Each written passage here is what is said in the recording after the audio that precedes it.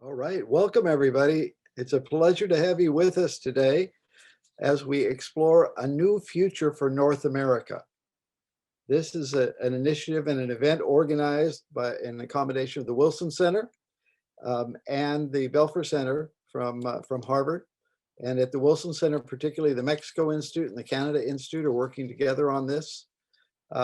And this event is the start of what will be a series of events exploring different aspects of the possibilities for a new North American cooperation. And we're really happy to have with us today to start this off three very distinguished and accomplished spokespersons for the three foreign ministries, the three state departments of the partners in North America for Canada, Mexico, and the United States. From the United States State Department, we have Julie Chung, who is the Acting Assistant Secretary in the Bureau of Western Hemisphere Affairs. From Global Affairs Canada, we have Michael Grant, who is the Assistant Deputy Minister for the Americas. And from the Foreign Ministry in Mexico City, we have the Chargé d'Affaires in the Office of the Deputy Secretary for North American Affairs, Roberto Velasco. And we couldn't have a better time to have these three accomplished diplomats speaking with us about North America, because we just came off of, I guess we could say, two virtual summits and one set in each direction of virtual visits by the Secretary of State of the United States, both to Canada and Mexico. So the governments have been engaged, exploring and developing the importance of both bilateral relations between, for us, the United States and its two neighbors, and then also exploring the possibilities and the themes that are going to be very important for trilateral cooperation across North America. So I'm going to ask each of our participants to start off with a few initial remarks, and then we'll come back and have some questions and answers looking at these. So Julie Chung, could I ask you first to share a perspective from Washington, having just interacted in both directions? Thank you, Ambassador Wayne. Let me first begin by thanking you for inviting me to speak on this panel. And thank you for all the years of your service at the department. I'd also like to thank the Wilson Center's efforts in organizing this event and for looking at strategies to ensure a better future for our three countries. And it's such an honor to share this platform today with my good friends, Michael Grant and Roberto Velasco. And it's especially fitting to speak to you all today after what has literally been 7 days of nonstop high-level diplomacy between the United States and our neighbors. We've gotten very little sleep, let me tell you. With Canada and Mexico and the United States all working in high speed this week. Now, there are plenty of other metrics we can use to describe our diplomatic relations, but meetings and calls do matter. Now, both President Biden and Secretary of State Blinken held their very first calls with their North American counterparts. And President Biden held, as you mentioned, Ambassador Wayne, virtual meetings last Tuesday with Prime Minister Trudeau, and yesterday with Mexican President Andrés Manuel López Obrador. And last Friday, I joined Secretary Blinken for a virtual trip to both countries. Now, I'm sure all of you miss travel the way I do. No five-star hotels, no planes, but with the pandemic still underway, we really used our creativity to hold virtually the kinds of events that you see on a Secretary of State trip. Secretary Blinken not only held virtual meetings with his Canadian and Mexican counterparts and engaged with the press, he spoke to the teams of diplomats at our missions and our staff in Ottawa and Mexico City. He interacted with Canadian student alumni of a US public diplomacy program built around the shared challenges of the Arctic. And he also toured the port of entry between El Paso and Ciudad Juarez. Who knew we could do all this virtually? Now, with these initial engagements, you may have heard the word renewal a lot in the past week by our leaders. And the reasons for this renewal, it's clear. We have 8,000 miles of border with Mexico and Canada, which prior to COVID-19 saw the daily movement of 1 million people with over 500,000 vehicles and $3.9 billion in daily trade. The three countries of North America are interconnected in our people-to-people ties, our trade, and our security. It's clear that the opportunities and the markets for our workers, factories, farmers, managing the COVID-19 pandemic, building more secure supply chains, addressing climate change, and reducing irregular migration, those all demand that we work together. Now with Canada, we have no greater friend, and we set out a roadmap to address everything from COVID-19, the Arctic, climate, defense, critical minerals, global alliances, how to keep our borders open to essential travel and maintain those critical supply chains. Secretary Blinken has said, when we work together, we are democratic and diplomatic force multipliers for each other. And I truly believe that. With Mexico, we pledged to coordinate closely to manage irregular migration through a safe, orderly, and humane approach to address the root causes and be committed, really committed to that. That means not only foreign assistance, but working hand in hand with the governments in the region, the private sector, civil society, international organizations, and other partners.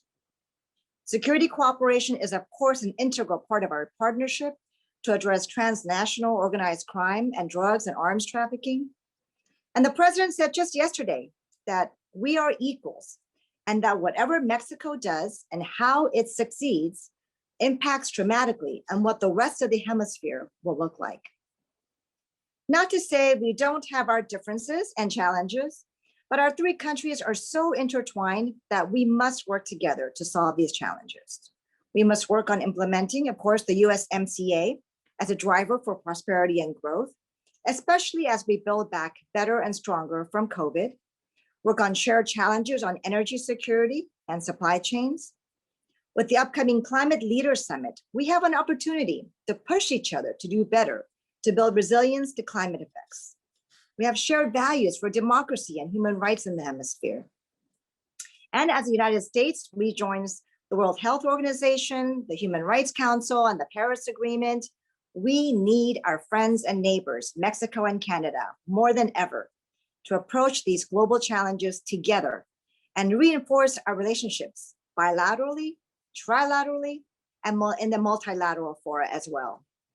So I'm very excited and optimistic about our new future for North America, and I'm so glad you titled it that way.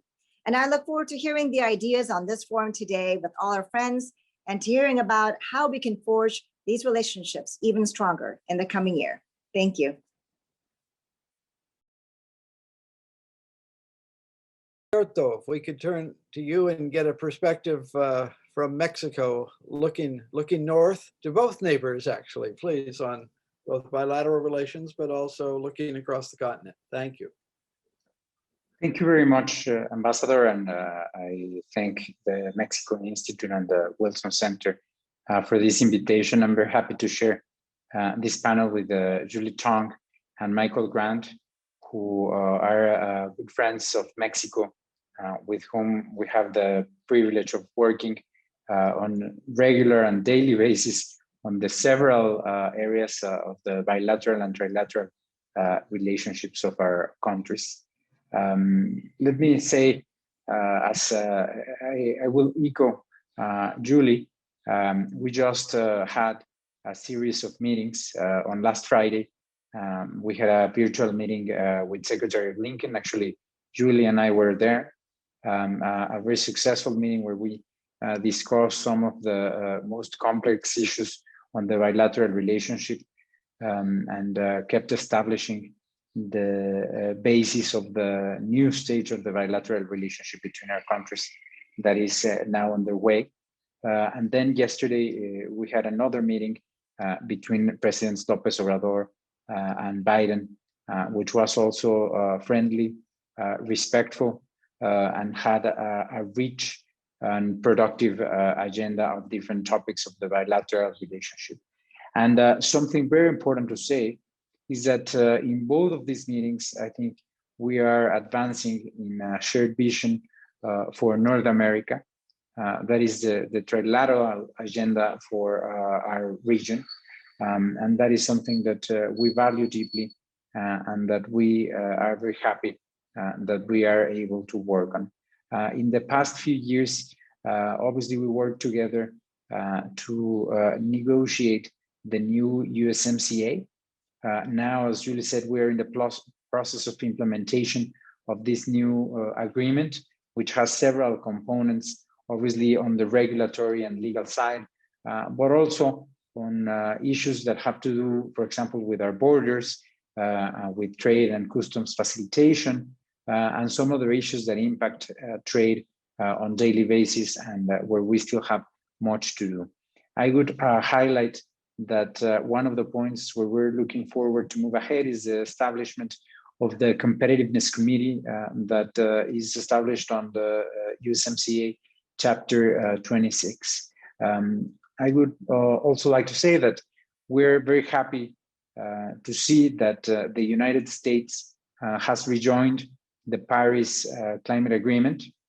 This is something that we believe is positive for our region, for the United States as a country, and obviously for the entire planet in this common challenge that we face, that is climate change, and that is naturally one of the main global challenges that we will be facing this century. So we're happy that this is something where we will be able to collaborate as we do with Canada.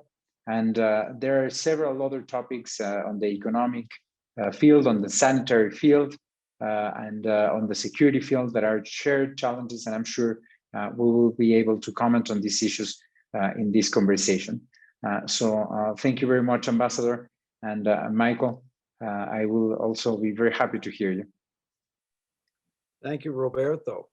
So Michael, tell us what it looks like from up north. And I have to add, I was very impressed what you, your colleagues, and your colleagues in the State Department and the White House came up with for that roadmap going forward. It's just chock full of very important issues. So please share a few perspectives from Thank you very much, Tony. It's great to be with you, and add my thanks to the Wilson Center and the Institutes for bringing us together. It's always great to see Julie and Roberto. Julie, we've seen a lot of each other in the last week. And thanks, Tony, for your comments on last week. I think it demonstrated, it's something I'll mention at the end in context of North America, but I think it speaks to the ambition level and the alignment. And both are very high at the moment. But look, North America, I think for us, has always been a priority. And, you know, political winds blow, and sometimes it's higher up on the agenda than at others. But at the base is the benefits that we see from North America. The economic benefits speak for themselves, you know, in terms of the amount of trade and investment between us. You know, we represent 7% of the world's population, but 25% of the world's economy. That is a tremendous, impressive block when it comes to the economy. And now with CUSMA, I think we're going to continue to push that bar even higher. The other benefit that we see is in terms of common values. You know, it's kind of a shame that in 2021 we have to speak of the importance of democracy and continuing to advocate for it, but that's the reality of the world today. And as a bloc, we are an impressive force in advocating for democratic values and human rights. And when we look at North America, I'd say those are the two things that kind of drive our view and also our ambition level. But it's not without challenges. We have all been challenged by the pandemic, and we've learned a lot from it. We are still fighting that battle in terms of saving lives, and we will continue to do that. And I think we all benefit from lessons learned from each other. But we've also learned that, you know, perhaps we need to do a better job of securing a North American supply chain when it comes to critical goods. And we did learn that painfully in the early days of the pandemic.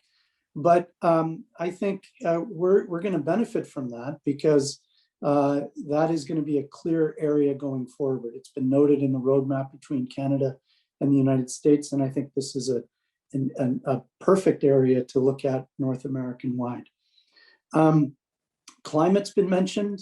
We share this geography. We need to work together. And I would echo Roberto's comments of congratulating the United States for rejoining Paris. But this is clearly an area where we have no choice but to work together, and we will benefit from that cooperation. And then also, even though our economic relationship is extremely solid, I think at the same time, we need to be looking at how our investors are doing in each other's countries to make sure that we're leveling the playing field, including in key sectors such as energy. This is a key component going forward. And if we are not all on the same playing field, then we're going to have problems down the road. And then finally, I've mentioned it already, when we look at North America, we see incredible potential. Our ambition level is very high, and I think it's reciprocated by our partners. It was mentioned in the roadmap between Canada and the US, our objective of having a North American Leaders Summit. That, of course, is the pinnacle, but there is a lot of underlay work, and we're very anxious to see that get going. You know, when we talk about North America, there's always that contrast. Is it really one relationship, or is it two separate bilateral relationships? Well, it's both. We have a relationship with the United States. We have a relationship with Mexico, and Mexico and the US together. That's never going to be replaced, and it shouldn't. But we think, trilaterally from a North American perspective, with a high ambition level, with real political vision, we think there's a lot more we can achieve. So we're entering an era of high ambition and high alignment, and I think it's incumbent upon us to take advantage of that. Thanks.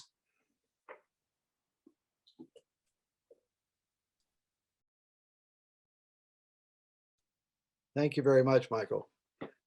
I enthusiastically support all that you said. And I think for all of us in North America, we have to be ambitious, and we have to recognize that there are two very important and very complicated bilateral relationships, because there are special things across each of our borders. But there's a lot we can do together, and especially as the world moves forward with technology that connects us much more integral, in a much more integral way, and that's going to continue.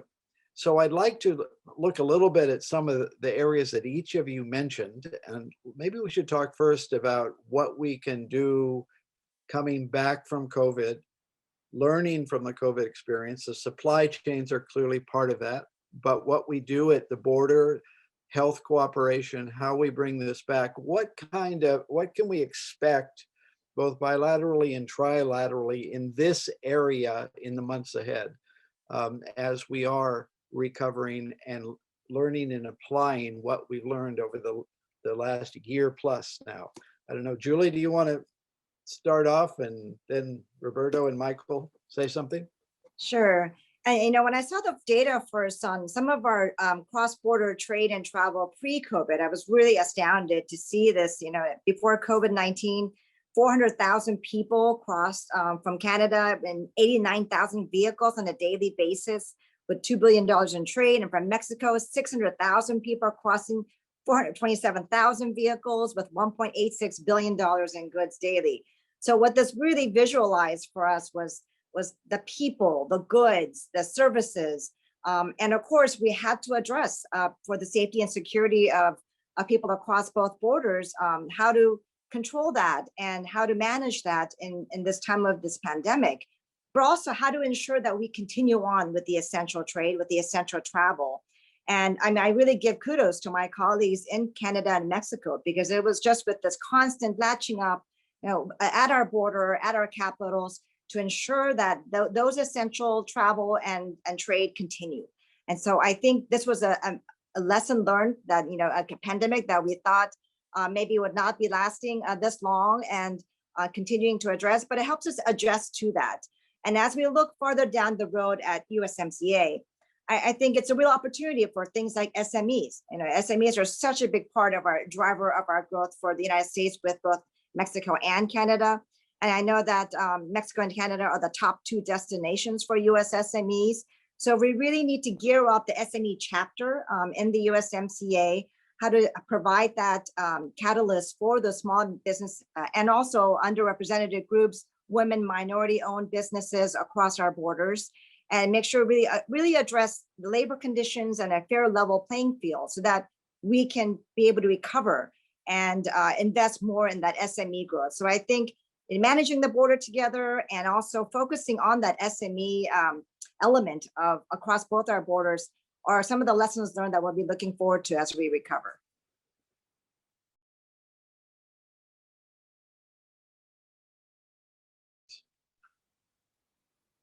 Okay, thank you very much, Ambassador.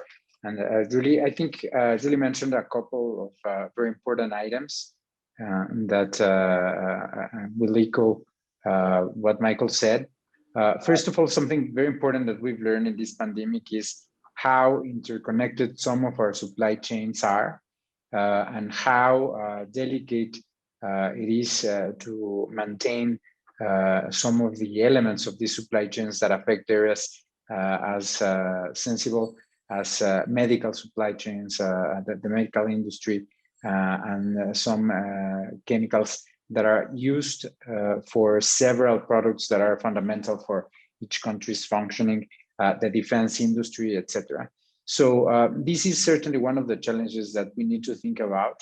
As Julie said, this pandemic has lasted longer than we could have thought at the beginning, and it has been certainly more complex than what we knew before from the influenza pandemic in 2009, for example.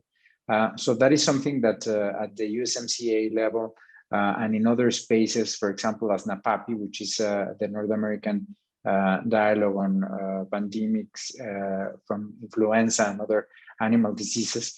I know I did not use the acronym correctly, but it has a complicated name. But the fact is that we need to look at how we can use these mechanisms to think about supply chains and how we can work together to protect these critical industries. Another point that is important, Julie mentioned the border. We've done, I think, a good job between the 3 countries in keeping essential travel moving along the different points.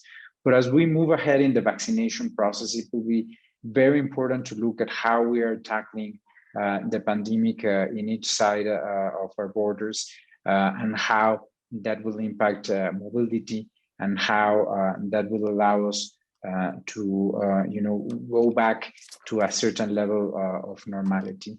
Another point that I would say is important, the fact is that each of the countries has a very different relationship with each other.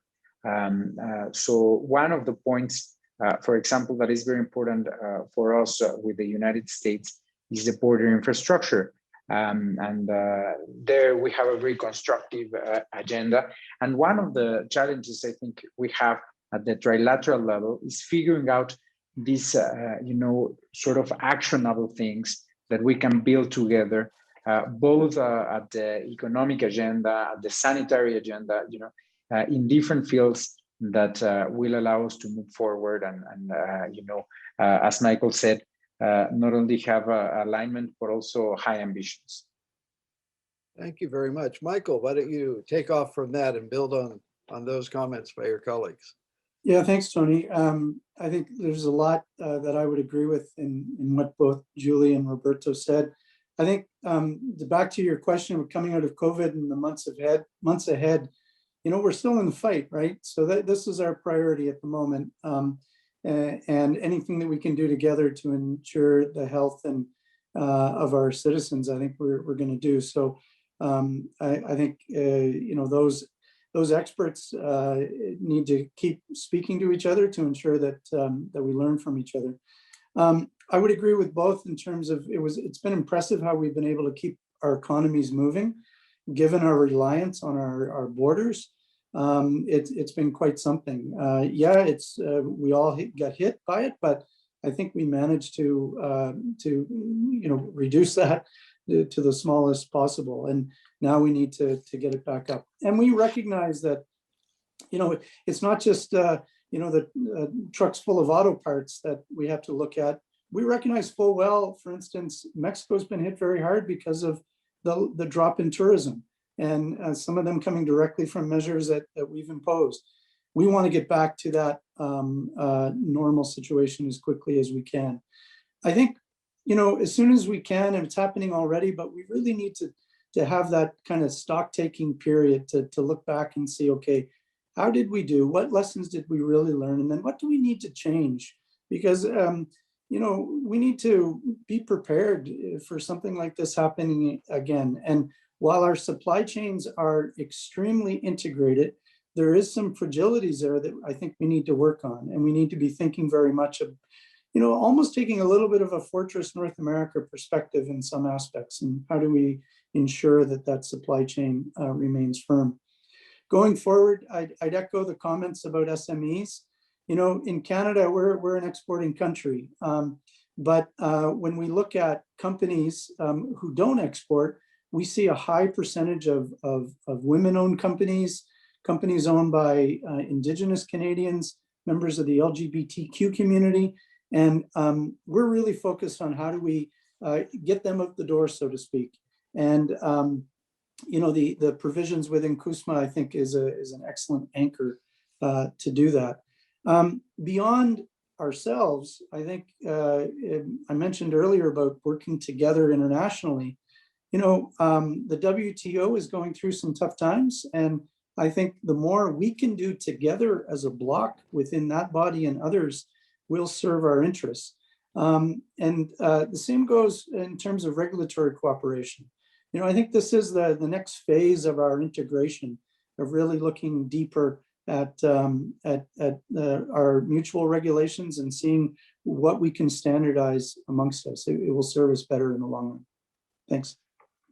Thank you very much. I agree fully. And we have the combination for SMEs of the new provisions also in USMCA on digital, and both of them can come together, because what is going to help small and medium enterprises to sell internationally, it's being able to connect digitally to provide services. And then if they have hard goods, to have facilitation at the border that works really well. So if we come back and learn from this pandemic of how to strengthen our supply chains, how to apply new technologies and new processes at the borders, it can be a big gain. And as I can say, we spent a lot of the last few years not really focusing on how to facilitate things at the border, but at sometimes how to make it harder for people to get across the border.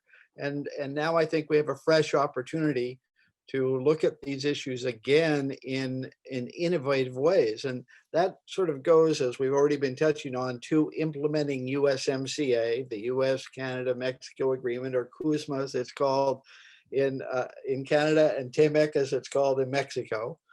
There are a lot of neat things in there, a lot of important updates from NAFTA. And there's a really neat chapter called the Competitiveness Chapter. And it calls for creating a new forum where the three governments should talk about what's going to make us more efficient and competitive as we go forward together. That's sort of a big opportunity there. So I think you've already probably mentioned a few things you think could fall in that barrel, but I might invite you to say a little bit about USMCA itself. And there are some challenges to implementing it, clearly, as that goes forward, but there's this big opportunity too. So again, I'd invite each of you to say a little bit now, coming at some of the same issues and some other ones a little bit differently, talking about the new trade agreement and how we move that forward and take advantage of it. Julie, do you want to offer a few thoughts? Sure, and beyond the SMEs, and as you mentioned, the competitiveness, there's the broader issues of labor, environmental protections, intellectual property, and those were all built in and reinforced and made stronger within that. And knowing that we have this great force, the USMCA, let's not rest on our laurels. And as we go through the implementation process, of course, USTR has a lead on the major implementation formats. But as we look at climate, for instance, and looking at the climate chapter and how does that impact across the border. So I think it's really a challenge to all three of our countries to look, of course, at strengthening and implementing the USMCA so that we can utilize it to the fullest ability for our three countries. But also beyond that, what are we looking at for the region? Regional trade, global trade. I think a lot of those supply chains and nearshoring and offshoring issues will also come into play as different companies from many other countries, including Japan, look to the Western Hemisphere to relocate their suppliers and other equipments. So I think for us, having those challenges and addressing them within the North America sphere, but also looking more broadly at the global sphere as well, that'd be important. How do we trade with the East? And I think next year when we do host the Summit of the Americas, that would be a great opportunity for us to discuss some of the broader elements of how USMCA can be carried out. That's great. Thank you. Roberto, do you want to offer some perspectives on USMCA? Yes, sure. Well, firstly, and back to the supply chain issue, I think this is a topic where we are all in agreement in terms of our preoccupation on what happened. I think the Competitiveness Committee is one of the forums where we can talk about this. So that certainly is a point that could be, in our agenda. And I mentioned strengthening NAPAPI or thinking about other, areas where we can collaborate on that front. Then secondly, more broadly regarding the implementation of the USMCA, well, certainly there are some very new elements in the agreement. As I'm talking about the SMEs chapter, for example, that's a big area of opportunity that we will need to work together to actually, have the companies to utilize the treaty and benefit from it.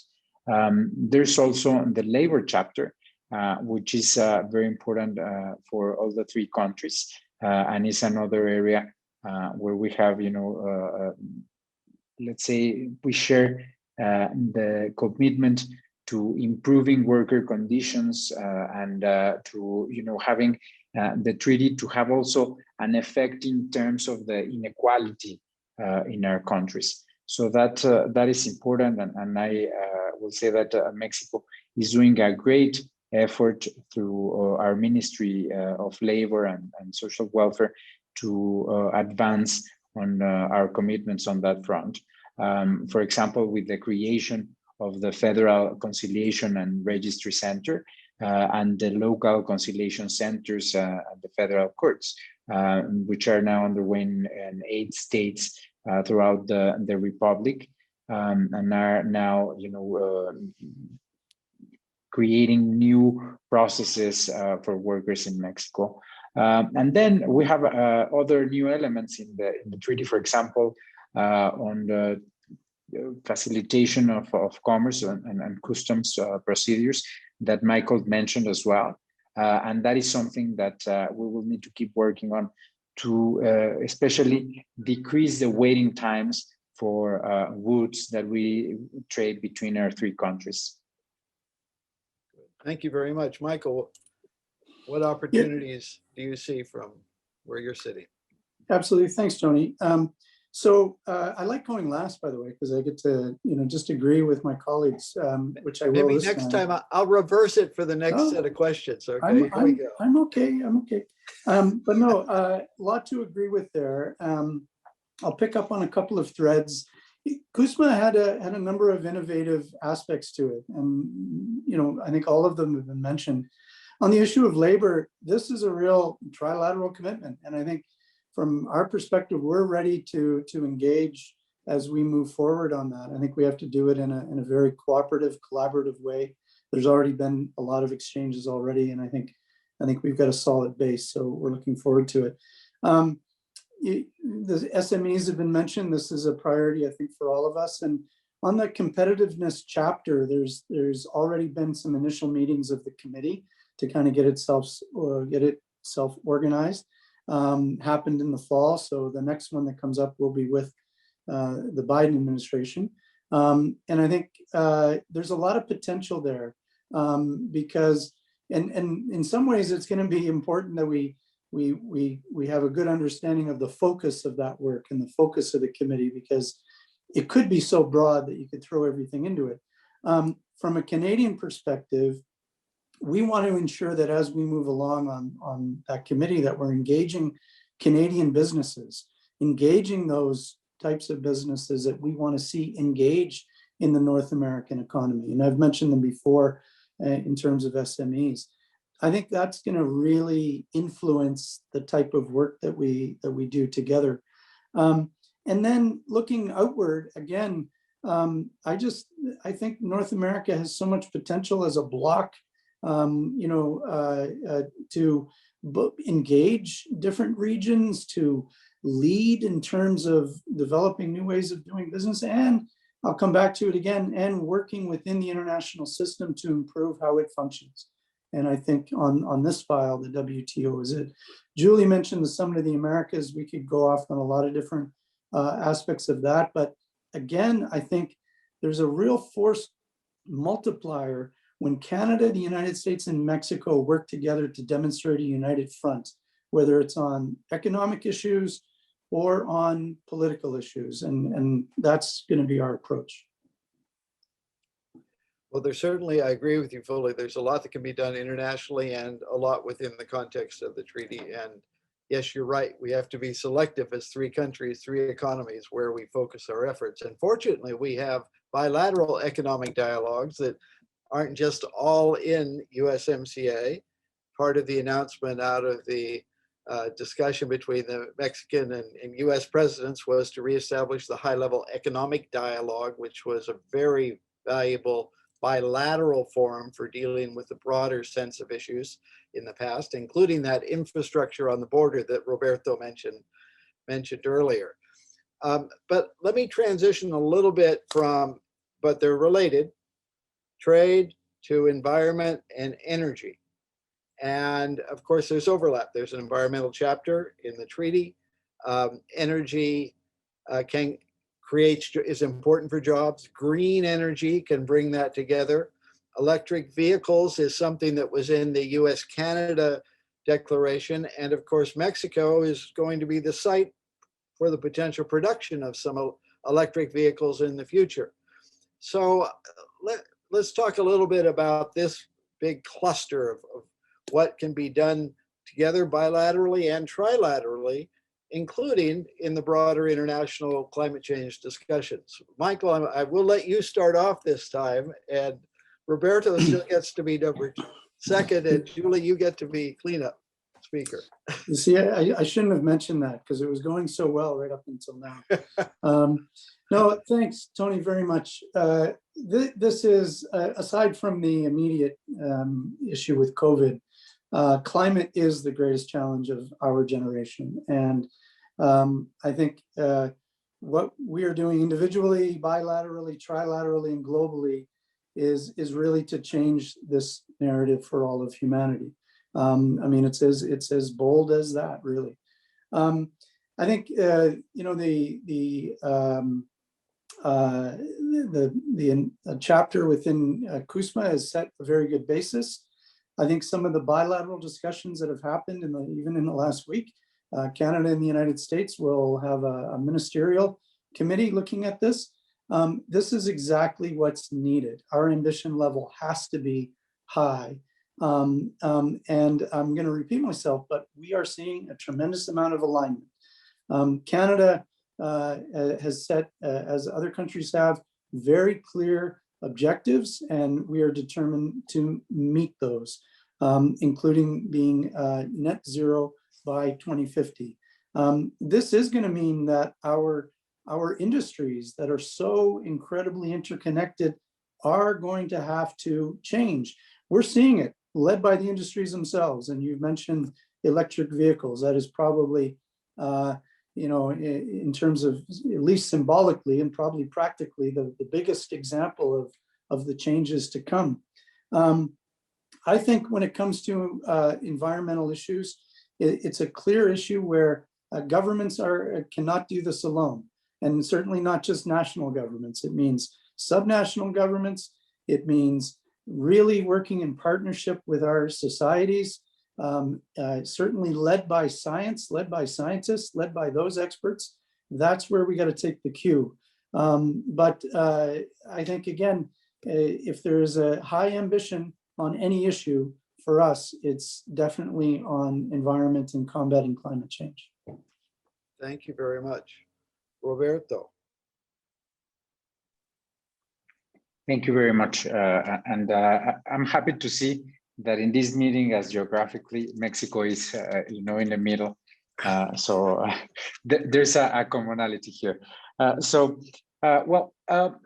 Firstly, I think one of the big things that came out of the USMCA renegotiation is that we managed to maintain the Commission for Environmental Cooperation that we have between the three countries, and that has been doing some very important work in the past few decades in different topics. I honestly love, for example, that the Commission has been working on the monarch butterflies ecosystem, and that obviously has a big importance for the three countries. So that is something that we need to keep working on and keep strengthening the Commission. We need to look at the agenda that we will have in the next few years for this very important trilateral body, which is one of the few actual institutions that we have trilaterally, because the NatBank, as you know, is a US-Mexico shared institution. But since its focus is on the US-Mexico border, obviously, this is something where Canada is not a part of at this point. So there's a big area of opportunity on the Commission. And there's on the bilateral relationship also opportunity on the NatBank, which is focused on projects that have an environmental impact. One of the focus of both the NatBank and the Commission in the past few years has been, extreme weather events that unfortunately we're seeing more of.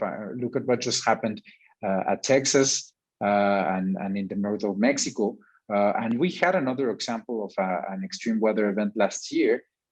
We had a drought that made it very, very, challenging to fulfill the commitments that Mexico has under the water sharing treaty. So that's a bigger opportunity. And on climate change, we can look at it from different perspectives. One obviously is from the Paris Climate Agreement. I also mentioned that both the Commission and the NatBank do work on these. And we need to find what other areas of cooperation there are for us in this area. Mexico is the country in North America that produces the smallest share of CO2 emissions. So that is something that we're happy about, but we need to keep working to collectively decrease our CO2 emissions. Thank you, Roberto.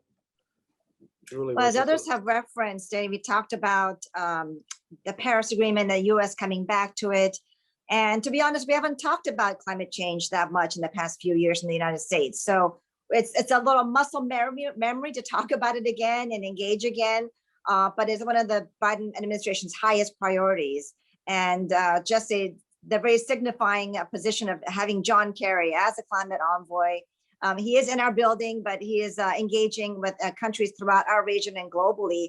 And his commitment and his leadership on this is a real symbol and a signal that we're here and we're serious to engage. And especially in the April upcoming climate summit, I think that would be a really good opportunity to talk about a lot of our shared issues. And not only climate in the context of it's good for the planet, but as you've referenced, both of the other speakers have referenced, it's good for our economies. This is not just about us feeling good and doing good for Mother Nature and the earth, but as we have seen the ravage of hurricanes in Central America, this affects economic growth and stability. And so the connection between climate change and energy security is really more vivid more than ever. So I think as we look at all our climate change ambitions, We also have to look at how we envelop into that our energy security issues with both Canada and Mexico, whether that's on the hydropower or electricity or any of the other range of energy issues. And that's why, we are re-engaging with a high-level dialogue with Mexico and continuing these discussions with Canada so that we can work out our differences and see where we can come together, because we are so interdependent. And as Roberto has outlined in recent weeks with the crisis in Texas, those energy crises and energy security issues bleed over the border. So I think we're looking at climate change in a much broader context than we did 5 or even 10 years ago, and realizing that this has so much impact that's greater than it's good for the environment alone. No, that's exactly right, Julie. It has all sorts of impact. And I remember that we used to have a trilateral energy ministers dialogue that was actually looking at very useful data to share on energy flows, on safety, on the connectivity between different markets to make sure that to try and work so you didn't have those cross-border breakdowns that would take place. And I think there's a lot of good that can be done there. Plus, as President Biden has said, green jobs, right? There are jobs that can be created everywhere. And I'm sure Prime Minister Trudeau has said something similar as we move forward. So there's a lot of good that can be done there.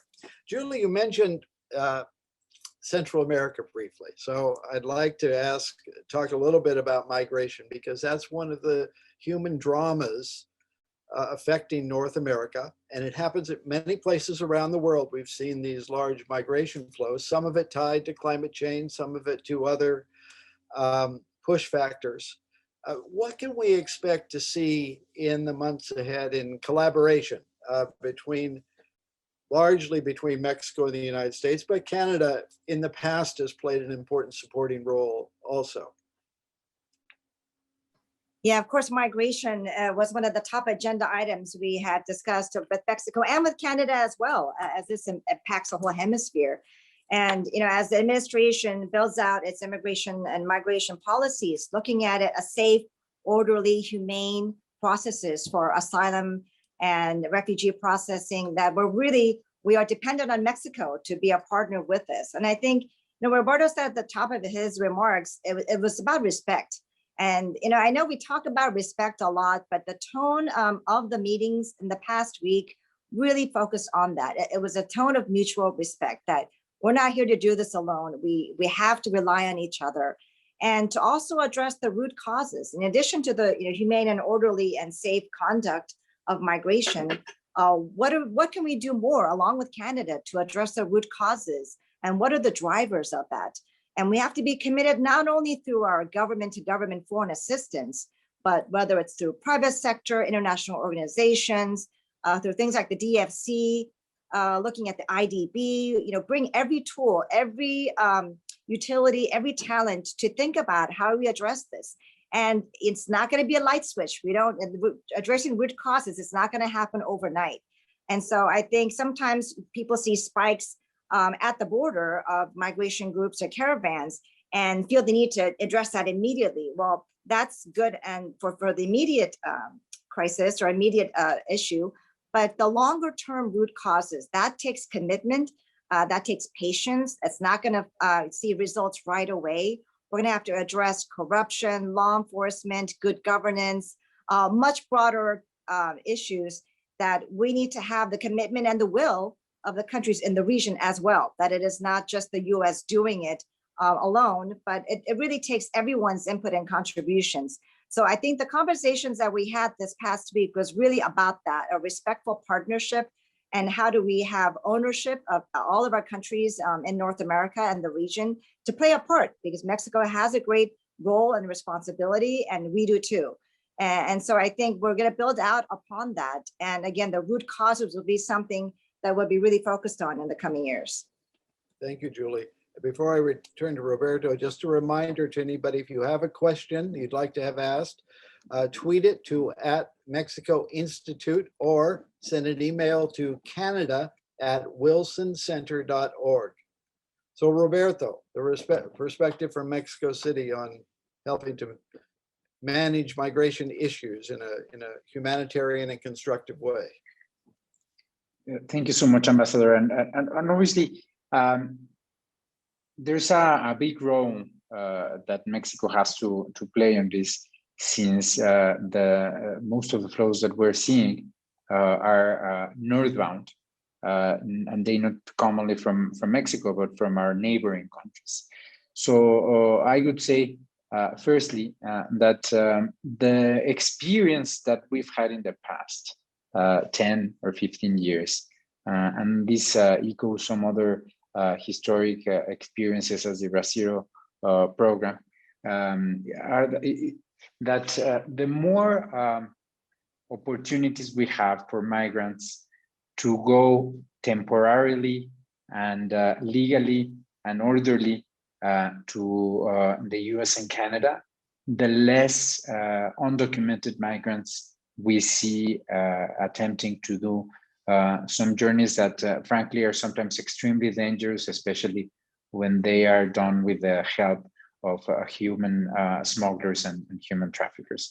So that is a very important reflection, because the US and Mexico and Canada and Mexico already have some very positive and successful experiences in this field.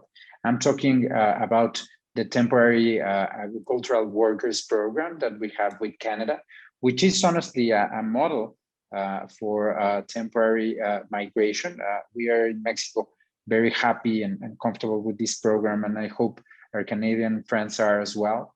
It's a program that is conducted orderly, humanely, with respect to the rights of workers, and we are trying to improve it all of the time, especially now in the very difficult circumstances of the pandemic. And with the US, we also have the H2a Visas Program, which allows hundreds of thousands of people every year to go to the US and come back to Mexico. And that the circularity of migration is something that is very important, because in a sense, there's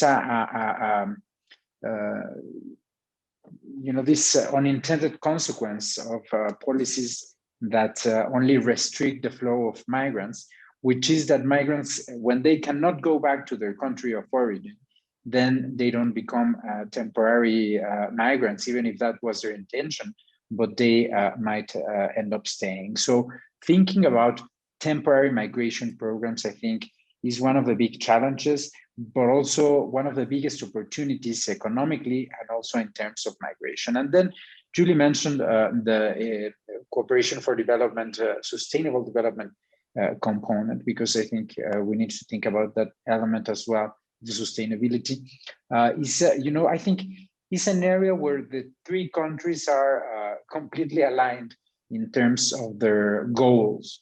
And what we need to figure out are, the concrete steps and the concrete objectives and actions that the three countries can do together to work on this area. But I think we see eye to eye on that, and it's one of the big areas of opportunity in this new era of our relationships. And I think it's also, as Julie said, one that will not necessarily give short-term gains. Mexico is trying to do some short-term programs, which we believe are important as well, especially in the midst of what happened last year with the hurricanes in Central America. But we need to work on this also for the mid and long term. Thank you. I certainly agree with you that I hope that can be part of the solutions that we all come up with together. Michael. Yeah, very quickly, Tony, just, it goes without saying, Canada is a country that is built on migration. We believe in it, and we think we have something to offer on this issue. I think our message is, and it's been delivered both to the US and Mexico, is please see us as an equal partner. This is our issue as well. And so we want to be engaged. We think, and we look at it from different angles.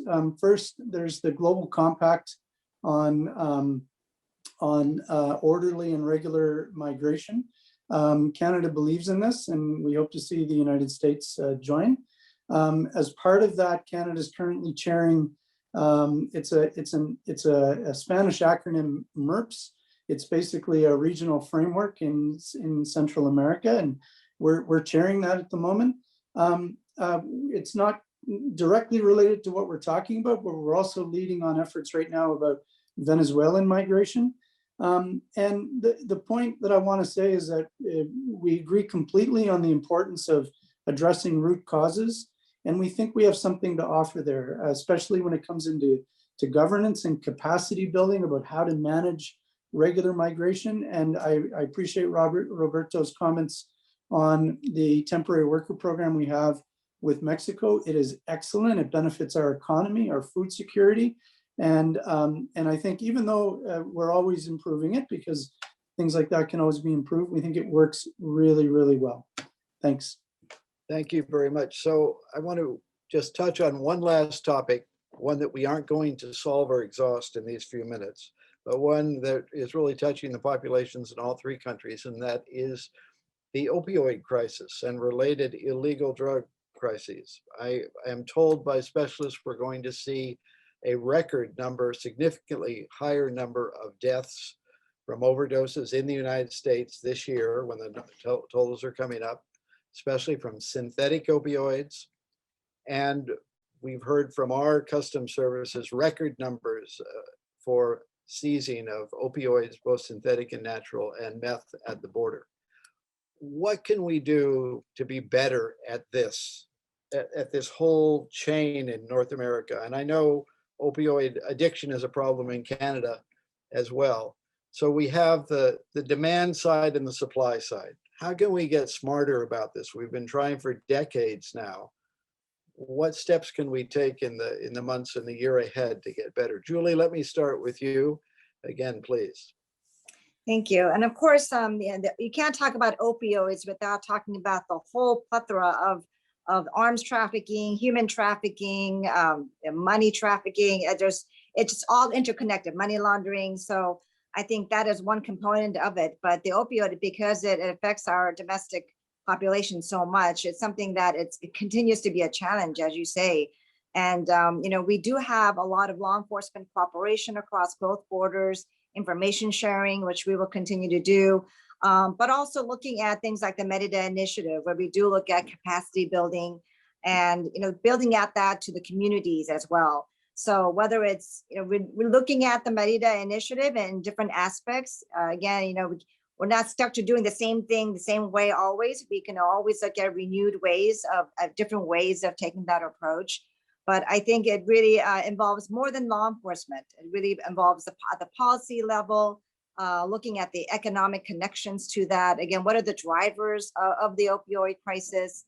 Looking at the fentanyl supply chain as well. That's really been emerging in recent years and where that's coming from. So I think it's a constant challenge we have to adapt to. It's not something that we can just rest in our laurels and do the same approach and same policies as we have in the past. But this is one of our biggest challenges. And this is where we talk about with both Mexico and Canada through our security dialogues. Right. And I saw there was mention in both of the bilateral dialogues, a mention of stepping up that cooperation. Maybe I'll let Michael go first, and Roberto, you can be the final speaker. Thank you. Thanks, Tony. Just really quickly, because I know we're getting close on time. I think, Julie mentioned it talking about the economic situation. I think this is an underlay to this. And certainly during COVID, it has really put pressures on our systems. And I think you're right, we have seen an increase in the use of opioids. So looking at, in all of our countries, those economic conditions and what is it that governments are doing, I think that's key. When it comes to these types of matters, I mentioned earlier, there's always that, are we talking about two bilateral relationships or a trilateral? And this is an area where there's a good argument to be made of, the bilateral relationships in a way take a bit of precedence. And when it comes to ourselves in the US, there was announcement of the, I want to get the term right, the Cross-Border Crime Forum was part of the roadmap. So, we have, as Julie mentioned, a lot of exchanges on this, but it's clear we need to step up efforts. But I would I would just put it out there that this is an area that I think demands a bit more attention trilaterally. And I think there's a great need and a great opportunity to do so. Thanks. Thank you, Michael. Roberto. I'm going to try to be brief, but I'm going to throw a bunch of ideas. Well, firstly, on what Michael mentioned regarding the trilateral approach. Well, we have the North American drug dialogue. We need to think how we can have other points of contact in the trilateral agenda. You both know that the main priority for Mexico, and this is very important to say, I mean, we have the drug problem, but here in Mexico, we have a big violence problem. And if the drug abuse problem has as its fuel the narcotics, the violence problem has as its fuel the guns that come to our country illegally and mainly from the United States. So that is something that we need to think about very much. It's definitely something that where Mexico believes that we need to do a lot more and where we need a lot of help, especially from our friends in the United States to stop this flow, especially of assault weapons. And I would end by saying that, taking on your question, Ambassador, well, we can't expect different results if we do the same things over time. I think that's a basic tenet of public policy and basically of all policy. So we need to do some new things. And we're committed in Mexico to keep working, obviously, on the law enforcement side. We understand that's fundamental, especially when it comes to opioids and particularly on fentanyl, which is a priority of this government to tackle as an emerging challenge of public health. And we're working very hard on that. But we also need to come up with some innovative approaches and take into account some new realities. For example, the case that the marijuana regulation in the 3 countries is changing very rapidly. So I'll wrap it up there. And I said that I was going to throw a bunch of ideas out there, but I think that topic requires an entire conversation on its own. It does indeed, but I thought we couldn't get away without at least mentioning it. So thank you all very much. Thank you, Julie. Thank you, Roberto. Thank you, Michael. It's been a wide-ranging conversation. There's clearly a tremendous amount on the table, but a great deal of opportunity for you and your colleagues to work through and find good ways forward and good solutions. So thank you very much. And congratulations to all of your teams for the work that's been done over the last 10 days or 2 weeks. And good luck for all the work that's now going to have to happen in the months ahead. And thank you for being with us. And I'm Thanks, going to turn Thank you very now much. the Good to see you all. conversation. Thank you. Over to my good colleague, Andrew Redmond.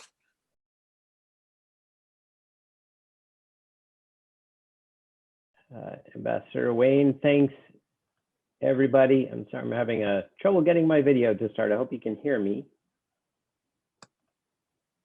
There we go. And as we make this transition to the second panel, thank you everybody for staying with us this afternoon.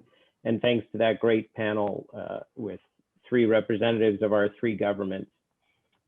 Our second panel this afternoon, continuing our conversation, we'll try to answer the question, how can governments and civil society and think tanks restructure or improve their work on North America so that we can achieve greater regional cooperation in relevant areas? I'm going to steal a line from Michael Grant, who made reference on a number of occasions to an era of high alignment and high ambition. So what we'll do, I think, is try to talk a little bit this afternoon in this panel about how do we do that, how do we act on that level of high ambition that's been promised. We have a stellar panel this afternoon of practitioners with experience in and out of government who will bring their unique perspectives to our conversation. It's also a panel with a pretty impressive geographic diversity stretching from Newfoundland in the Northeast to Southern California and Mexico City. Joining me today in alphabetical order are Sergio Alcocer, Bill Crosby, and Abe Lowenthal. And as they turn on their cameras, I'll give a quick introduction and then we'll get started.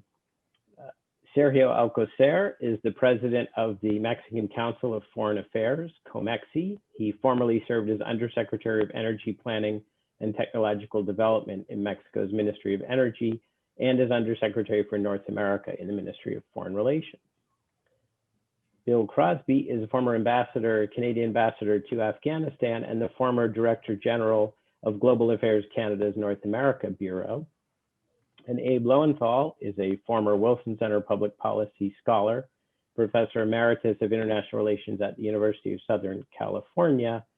Abe was also the founding director of the Woodrow Wilson Center's Latin America program and the Inter-American Dialogue.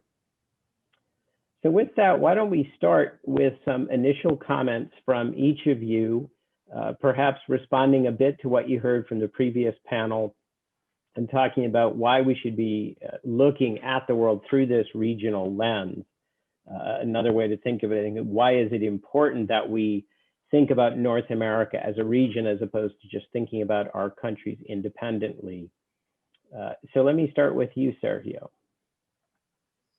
Thank you very much. Well, good afternoon, Andrew. Thank you very much for the introduction. And thank you very much for the Wilson Center for inviting COMEXI through my person to this very interesting meeting. And the question you're posing is critical, is why do we need to care about North America as a region? I just want to throw some ideas of what was the environment some 27 years ago when NAFTA started. When at that time, China had not emerged as the super rival to the US and to the Western world. Secondly, there were no trade blocs as significant as NAFTA. Now we have a trade bloc called the Regional Comprehensive Economic Partnership, which values $25.8 trillion. USMCA values 24.4. So it's really a trade bloc that competes vis-a-vis USMCA. Third, we didn't have the fourth industrial revolution, which has changed through exponential technologies all areas of humanity. It's not only the economy, but health, governance, education, cities, the way we live, the way we think, the way we are educated is being transformed by the fourth industrial revolution. And then at the time, we didn't have societies that were exposed to real-time information with the social media, of course, with fake news, but that were so critical against the political establishment. So the environment has changed quite a bit. And then the question is, it would make sense for us to think as a region. I do think that it makes sense. It is a very complex region that needs to be sort of studied and with issues being solved using a system complex approach because it is very complex the way we interact. So just to answer the basic question is yes, I think the North American region is of interest to the three countries and we need to work with this idea of embedding the North American idea or concept to our societies and the decision-making processes. Thank you. Thank you. I think that's a great start to our conversation. Bill, would you like to add some comments? Sure. First of all, that is a question you might have asked 20 odd years ago. Don't think we have to ask that question now. The reality is 20 odd years ago, the three governments decided to push the idea of the concept of North America. And for Canadians, it was a very new concept, and perhaps for the other countries as well. But if you look at what has happened since then, look at the way the private sector has organized itself, the way civil society institutions have organized themselves and academic institutions, the idea has caught on. People understand that they belong to a region called North America. Sergio just explained how what we see happening in the rest of the globe is often regional in nature. So the regional competition that is taking place at an economic level is something that I think is driving our three countries to think about how we can become more competitive. But I don't want us to just think about the economy, because I think what has happened in terms of the concept of North America for our citizens is much broader than that. And here I am in the northeast corner of North America on the island of Newfoundland, eating Mexican avocados every day. The supply chains required to get it from Mexico by truck and by boat to this really fairly remote place, I think is a testimony to what has happened over the past 20 years. But then in terms of the people-to-people connections, Mexico is now second only to the US as the major destination for Canadian tourists. That is not the case in the past. The linkages that we have made to Mexico and Mexicans is something that has been driven by individuals. So I think the government top-down side of things, it waxes and wanes, and it has waned over the past few years. But if we can bring back to the table for governments the areas where we have joined up, where we've been successful, either as governments or as private sector or as civil society, we build on those successes to demonstrate that this collaboration is delivering real benefits for people in all three countries. Thank you. And now, Abe, would you like to make some initial comments? Sure. Thank you, Andrew, and greetings to all of you. I listened with careful attention to the first session, which was a model of its kind, a discussion among people who are very well versed in the management of current and recent issues and relationships, and are committed to making them work better, and are relentlessly optimistic about seeing shared values and pursuit of shared values in close cooperation. The first thing that, I understand the purpose of this whole series of discussions to think about developing strategies for better understanding and better managing the relations among these three countries, Canada, Mexico, and the United States, and also between them and the external world. There have been reference to the international dimension, several people spoke of it, but I would emphasize in talking about the international dimension, I would begin in the closest area, that is the relationship between these three countries and their immediate neighbors in Central America and the Caribbean, which are an important element affecting each of the countries in different ways and affected by the countries in different ways. In any case, how to develop strategies for understanding better and managing better the relations among these three countries with each other and with their immediate neighbors, as well as with the international system more broadly, in ways that are take into account the difficulties and the conflicts, as well as the shared opportunities and challenges. In the first session, the first 46 minutes were really based on a discussion of shared values, shared aspirations, shared objectives. And it was really not until Ambassador Wayne brought up migration in minute 46 of the discussion that there began to be some explicit discussion of some of the more difficult issues in the relationships. In fact, if we really want to understand better these relationships, I think we have to begin with the premise that there are some important shared interests and values. There are also conflicting issues and values.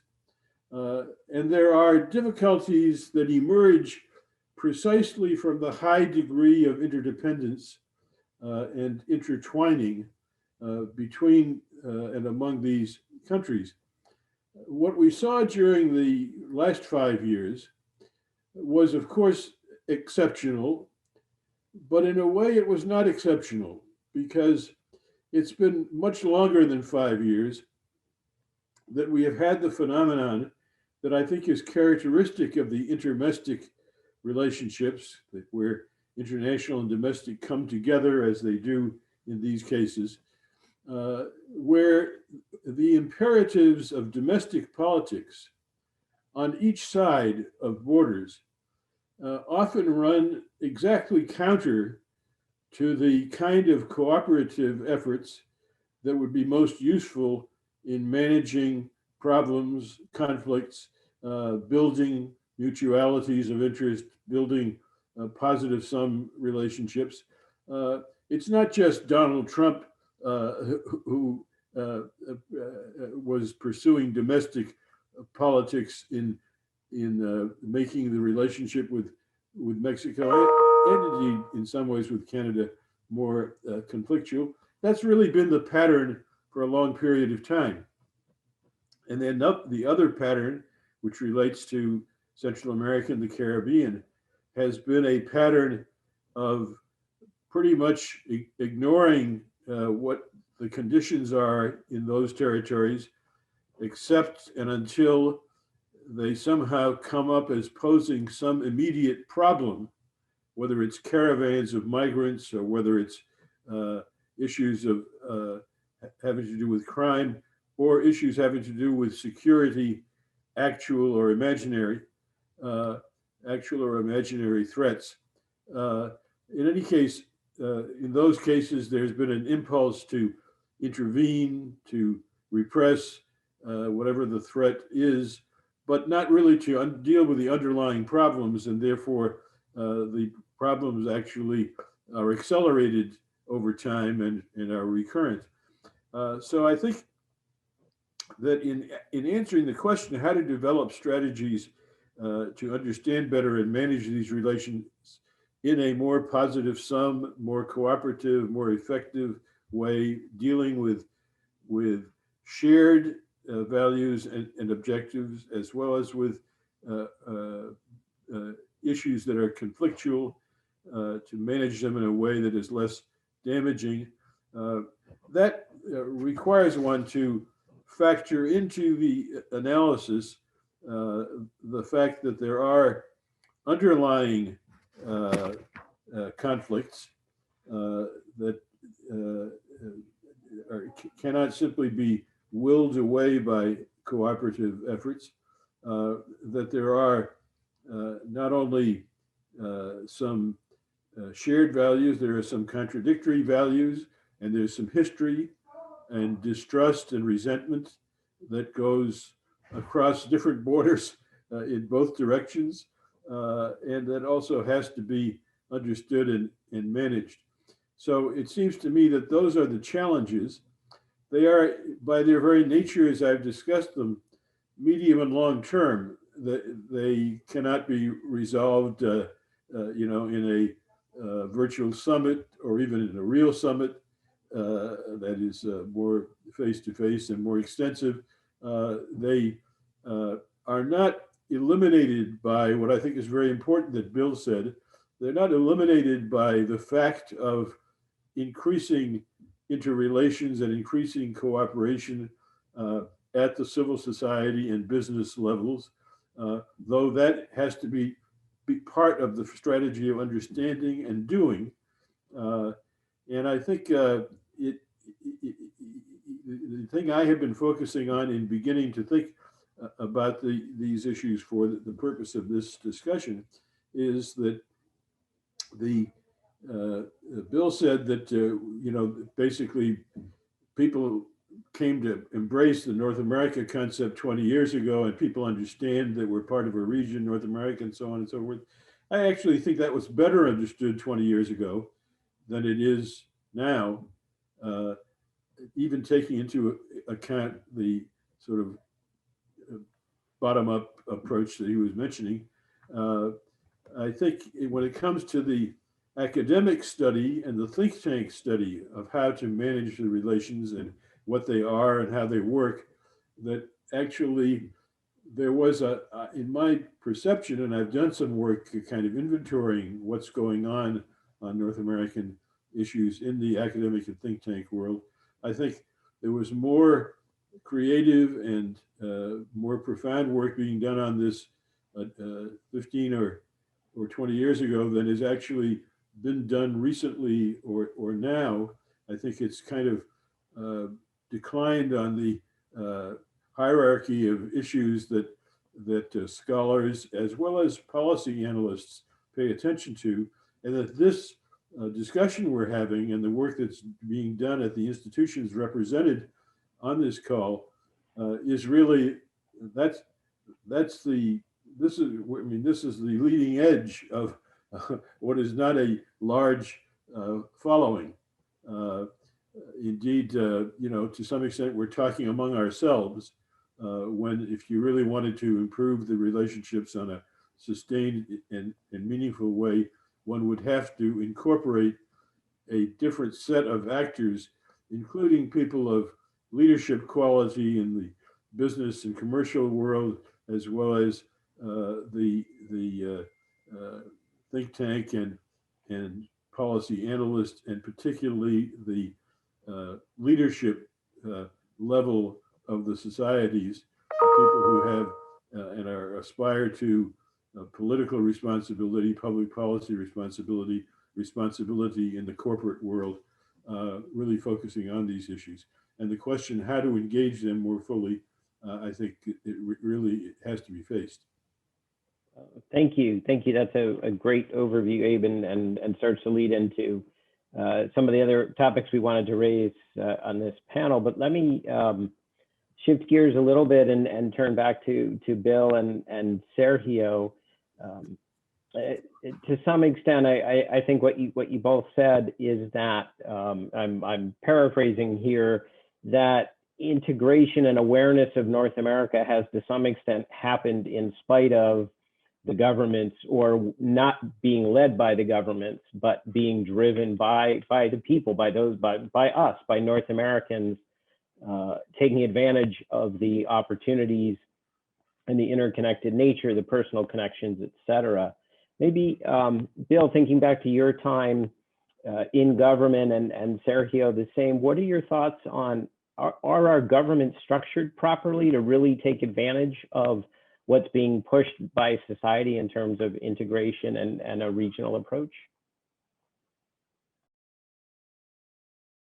Right, to some extent that I was saying, people, the private sector, civil society have been driving this agenda. And Abe is right in saying that in terms of the political discussion about North America, that has lapsed. And that has definitely influenced the think tank and academic world as well. So how do you restore that? And I think we run against some clear obstacles in doing so, and they're inherent in the nature of the very different relationships that exist between the three countries. So there's no point going up against those. It is a question of being to some extent realistic, but it is also, I think, and this is important for the academic community and think tank community, is take stock of where it has worked. And it could be at a bureaucratic level, it could be through institution building, it could be through regulations, it could be through cooperation among different commercial groups. So learning from that, I think, is an important ingredient in terms of understanding of where do we go next and what can we do. You had to be realistic and you had to be relevant.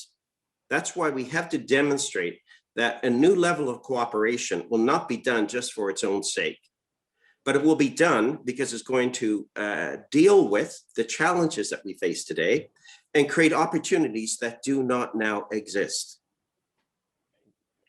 Great, thank you. And I'm going to ask Sergio to comment as well. We don't have a lot of time in this panel, but if you have questions, please send them either via email to canada@wilsoncenter.org. That's center the American way to spell it, CENTER, or you can tweet at Mexico Institute. Sergio, do you want to comment on your thoughts about the structure of the government to respond or take advantage of the new opportunities?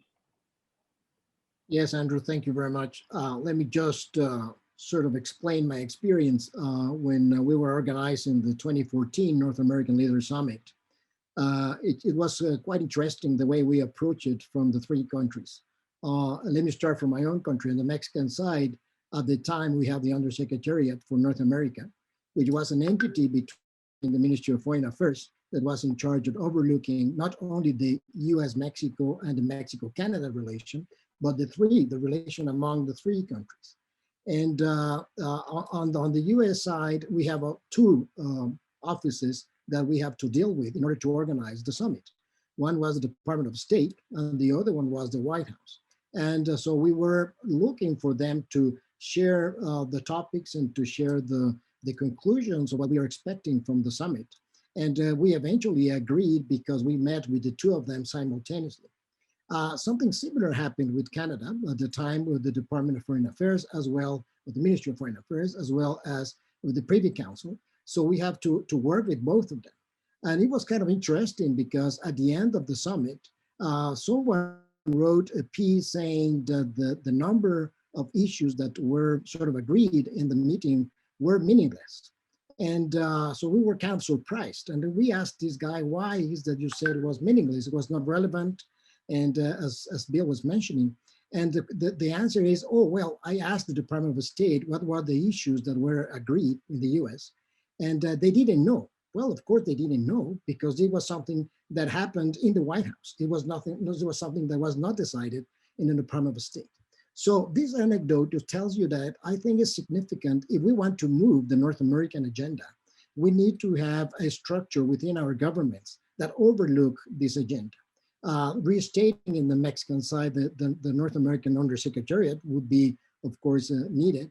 And of course, in the US and Canada, well, the governments ought to decide how to accomplish these. But just sending a signal politically that you have a part of your government that is dealing with the North American agenda really makes a big difference related to the ministries in your own government that have to do with the agenda itself.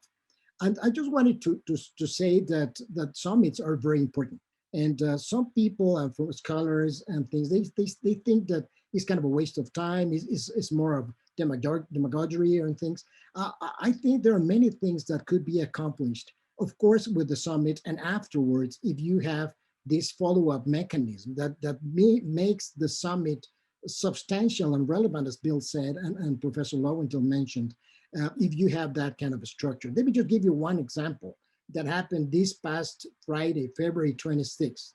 There was a meeting that was organized by the American Public Land Grant Use Universities, APLU, that hosted a trilateral meeting on North America Zone of Knowledge.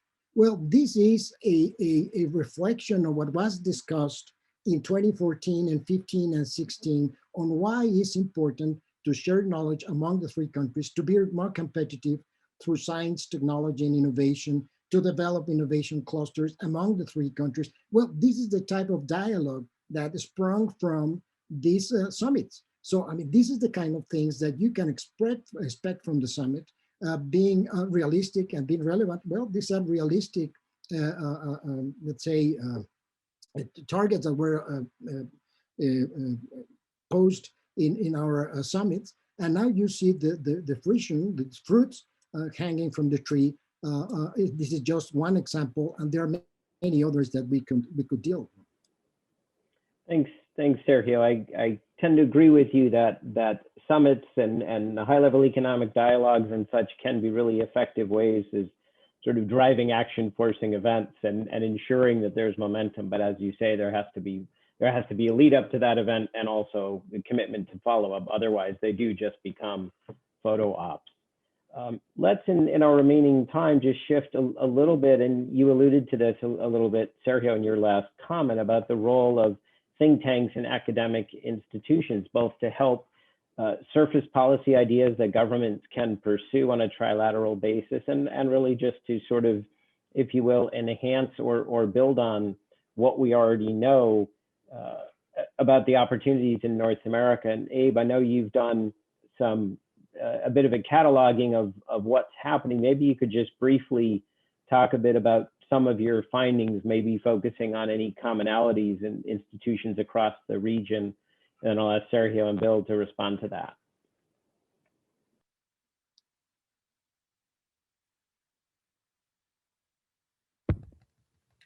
Thank you. Well, yes, as part of this effort, I've been just trying, you know, in a pretty rudimentary way, to inform myself of work that is being done in think tanks and university centers in an organized way to study issues in North America and in North American relationships, and to get started a similar inventory for work that's being done in Canada and in Mexico.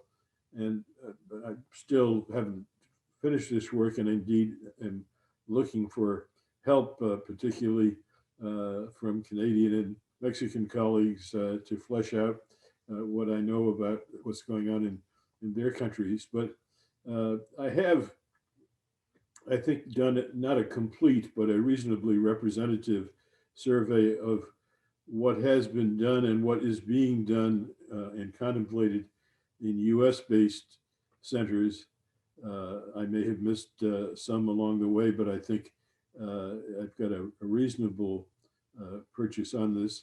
And I would say that there has been work carried on over the past decade, but a lot of it has been sporadic, kind of focusing for a while and then letting the subject drop.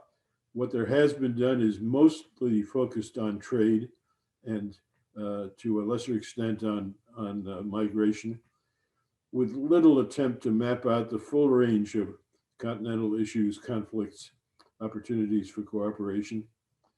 I think there's no currently active center that has sustained an interest in the overall North American relationships that go much beyond the creative analysis and advocacy work that was done by Robert Pastor 15 or 20 years ago, really up until his passing.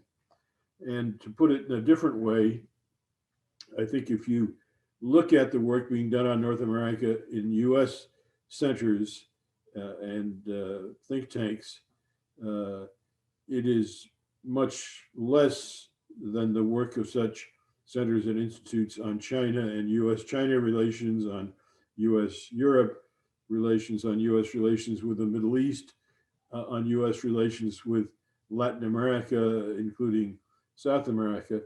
It is less in quantity, and particularly, I think, less visible and influential in shaping policy debates and public understanding. That does come from different places, not just from universities and think tank centers, but universities and think tank centers are an important part of it. And I find, I mean, if that finding that I have is fair, stands up to scrutiny, and I invite comment on it, it's paradoxical that that should be so at a time when the growing interdependence among the United States, Canada, and Mexico, large and expanding business, commercial, non-governmental, and transnational relations, major demographic flows and ties, multiple high-profile domestic issues. When all of this is growing, continues to grow, that the attention on it in the academic and think tank world should be less so. And this is particularly paradoxical at a time when the kind of international geopolitics and geoeconomics suggest that there should be more of an attention to the stability and quality of relations with our own region as part of a changing world situation.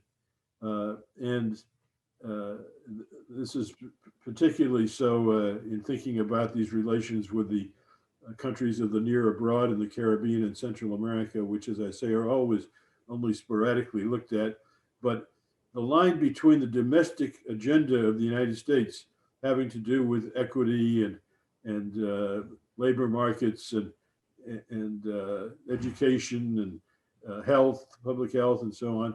The line between the domestic concerns of the United States and their concerns with the quality of what's going on in Mexico and in Central America and the Caribbean is in an increasingly meaningless distinction, because these things are really part and parcel of something that goes beyond the border of the United States. Great. Thank you. And I think, as you say, that kind of looking at who's studying these issues and what they're doing in those studies is an interesting thing to consider. Let me turn to you, Sergio. Having been in government now at a think tank, it does strike me that, or I wonder what the explanation is if some of this plays into that age-old, is it two bilateral relationships or one trilateral, that Mexican think tanks perhaps focus on the US but not so much on the region. I don't know if you could comment on that. Yes, thank you very much. Well, it's not only the problem of the think tanks, it's also an issue in universities. If you look at Mexican universities, very few have a program or a center related to study the US reality.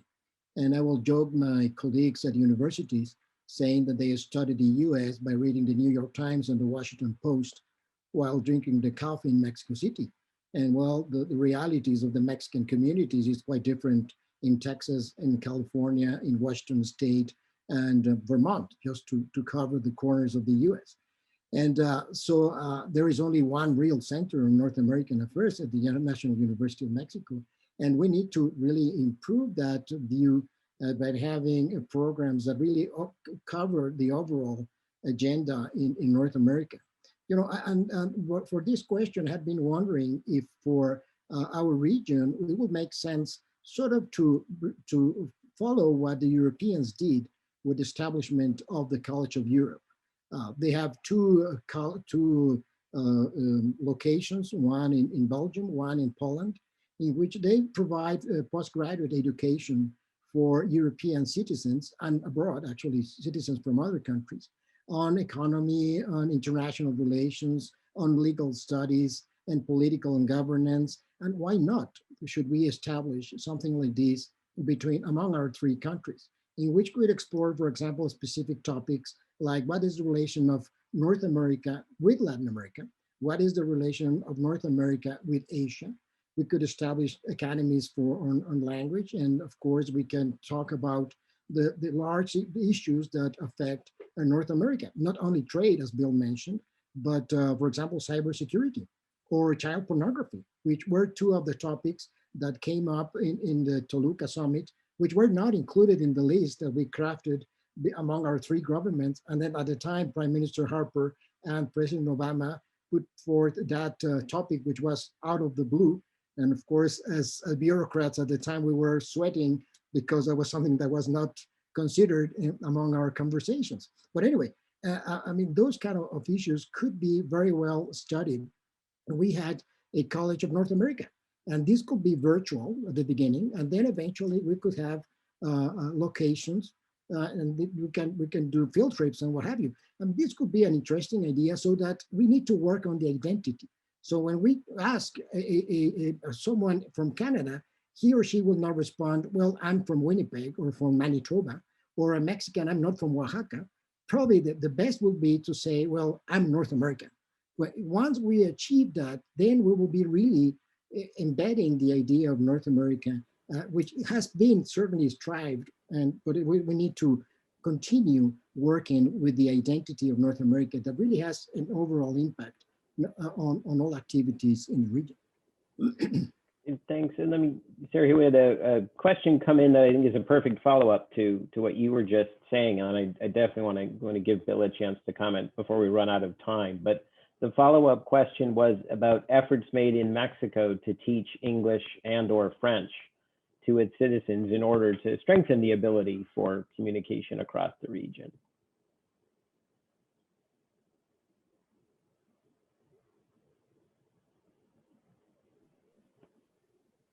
That's a I question. don't know whether we yes, I don't know if it was my connection or yours that got Yes. a little I slow. only heard something about languages, but that's it. Sorry, let's try it again. The question is what is happening in Mexico, if anything, to try to promote teaching of English and French to improve communication throughout the region? Well, largest efforts have been really to improve the English speaking skills of our young kids. And at the time that Bill and I were in office, we tried to work together in order to have more Canadian students coming to Mexico, more Mexican students going to the US, to Canada, and then to the US also. And one of the things that were obvious is that we learned that the language barrier exists.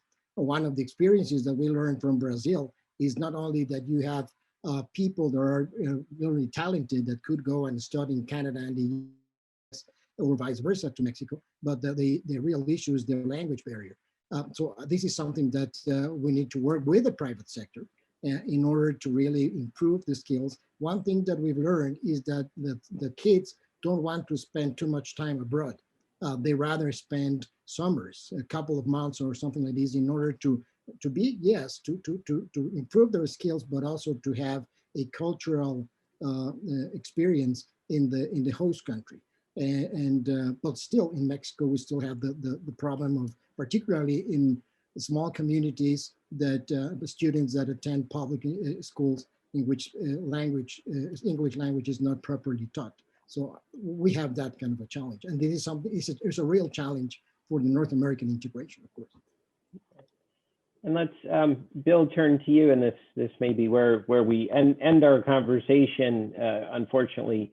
But obviously in Canada, you have the advantage of already having bilingual education primarily, but maybe you could talk a bit about efforts to teach Spanish in Canada, and then more generally, if you'd like to respond to the concept of study, academic programs, think tanks, et cetera.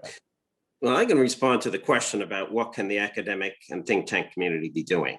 And I think the advantage they have is they can be bold. They can say and do things that governments cannot do. But don't be bold about the political institutions. I think it's a dead end trying to create a political superstructure for North America. Not going to work. What we can do, though, is be bold on the ideas and initiatives that North American countries can lead on. And here I'm thinking there's both the external, our place in the world, and our place in the rest of the continent, because we look at ourselves from other people's eyes as well. So to the extent that we do things on the international stage, reflects back on us. And then the other area to be bold is on addressing those challenges that every government is facing. Some of them have been mentioned already. Inequality, the digital platform, and how the hell we're going to continue to be able to use this with monopolistic practices that we see happening in so many instances. The environment. So there are some areas where bold action is needed. And I think that's where the academic and think tank community can make a contribution, which North American governments at the political level can take up in the summits that were mentioned, but they're nurtured through the thinking that will go on in this network that needs to be built, that Sergio spoke so eloquently about. You're talking, it sounds like, about common approaches to shared problems, which are not necessarily, if you will, regional problems, but problems that we all face, right? I mean, drug addiction, or as you say, technology, some of the technology challenges that we all face them. It isn't necessarily something has to be resolved as North America, but there could be advantages to approaching it from that perspective. The global agenda. How about North America having a plan for that they put on in the Paris Agreement? What about North America putting a plan forward for the WTO and reforming that? What about America addressing the question of the blue economy? How we use our oceans and fresh waters? Canada's taken a leading role on addressing that. There are many areas where the three governments could take bolder action and have an impact on the world stage. And that will reflect back on our leaders in North America and on our own citizens. Well, thank you, Bill. I think that's a great place to stop and transition to our third panel, which my colleague and predecessor Duncan Wood will chair, where we'll have conversations with some of those think tanks, and perhaps we'll see what they think of the ideas that came out of this panel. So Abe, Sergio, Bill, thank you so much for joining us this afternoon. We hope you'll stick around for the next panel. And now I'll turn it over to Duncan.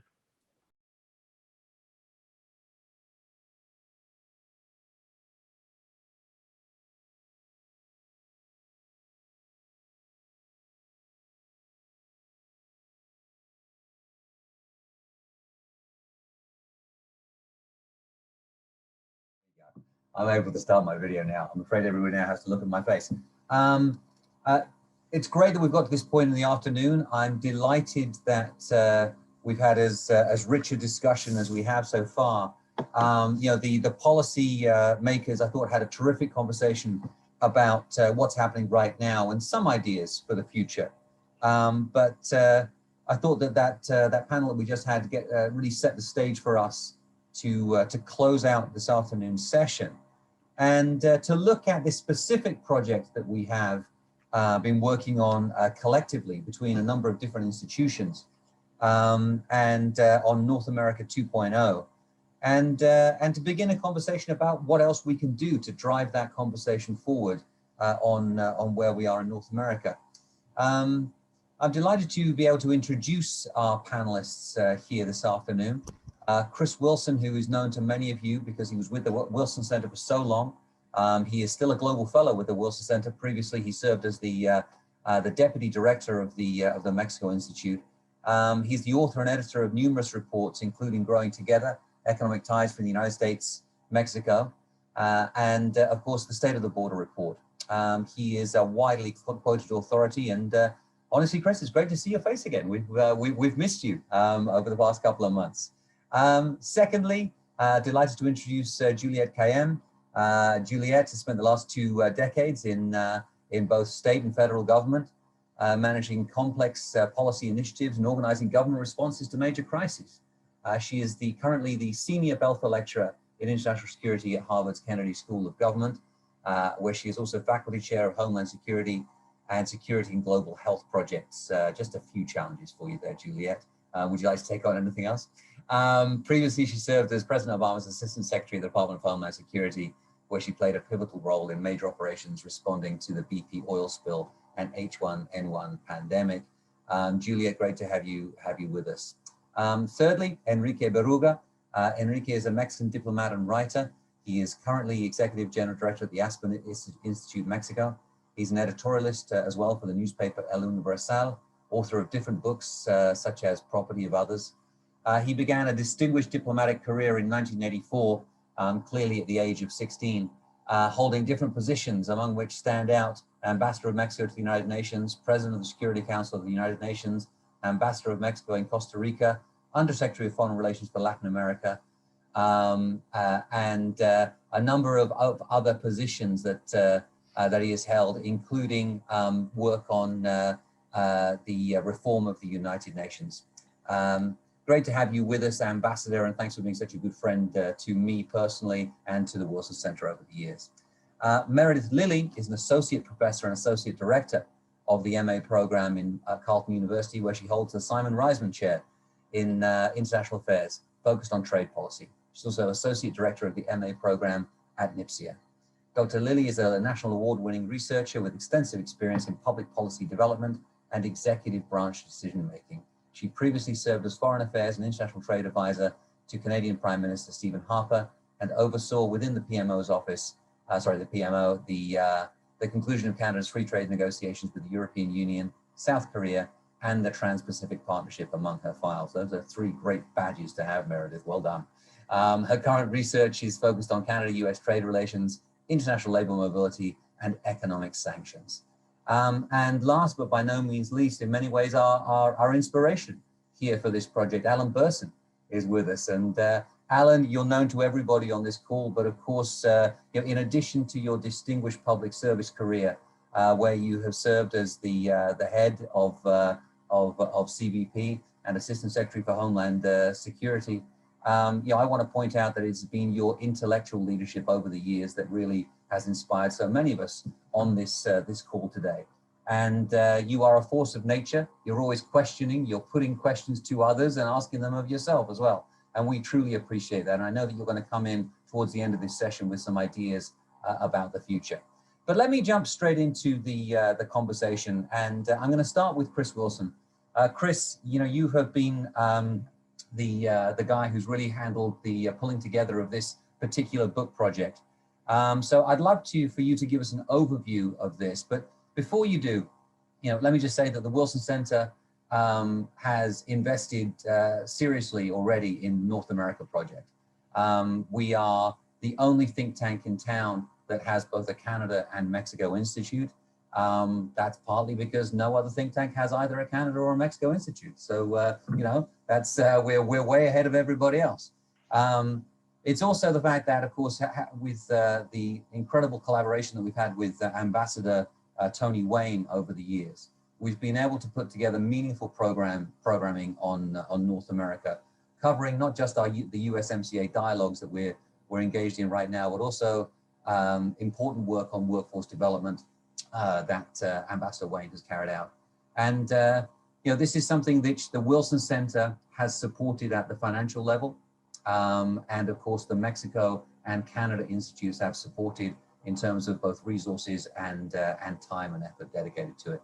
So this is a very important thing for us. And we believe that it's critically important that the Wilson Center continues to work on North American issues. And that's why this project is so dear to our hearts. So without further ado, Chris, could you give us a brief overview of where we are? Yeah, thanks so much, Duncan. I'm going to go ahead and share a couple of slides on this as I talk through it. I feel very lucky that Duncan, you and Andrew Rudman and Chris Sands from our Canada Institute have all supported us in this effort and allowed me to stay a part of it as I've left my role as the Deputy Director of the Mexico Institute. But it's really just I think a tremendous project. And I'm just trying to move things around on my screen here. Want to definitely thank also Juliet and the Harvard's Belfer Center. There are so many other individuals that have been a part of this and organizations. I'll get to a few of them, but just know that it's been a giant group of people that have really come together to make this project possible. And what it is it's right now, North America 2.0 is a book project. We've put together on all these great topics that are related to North American competitiveness and cooperation and security, a group of authors that have written pieces that will become chapters in a book that we'll publish in the next couple of months. But we're also launching right now a series of events where we'll not just have this conversation today with government officials and then experts at sort of the 30,000 foot level on North America, but we'll zoom in on some of these very specific ideas and have a chance to really engage in. I think that dialogue that, Abe and Sergio and Bill on the previous panel were all saying we need to develop more in order to both push government, but also engage civil society and the business sector in what really needs to be this next segment, this next chapter in North American cooperation and collaboration. The project was really born from a question, which was, after the death of Robert Pastor, who had for many years been a fierce, amazingly powerful advocate for strengthening North American cooperation, and he passed in 2014, left a lot of us asking, who will carry the torch? Who will be the one who continues to be that advocate for regional cooperation?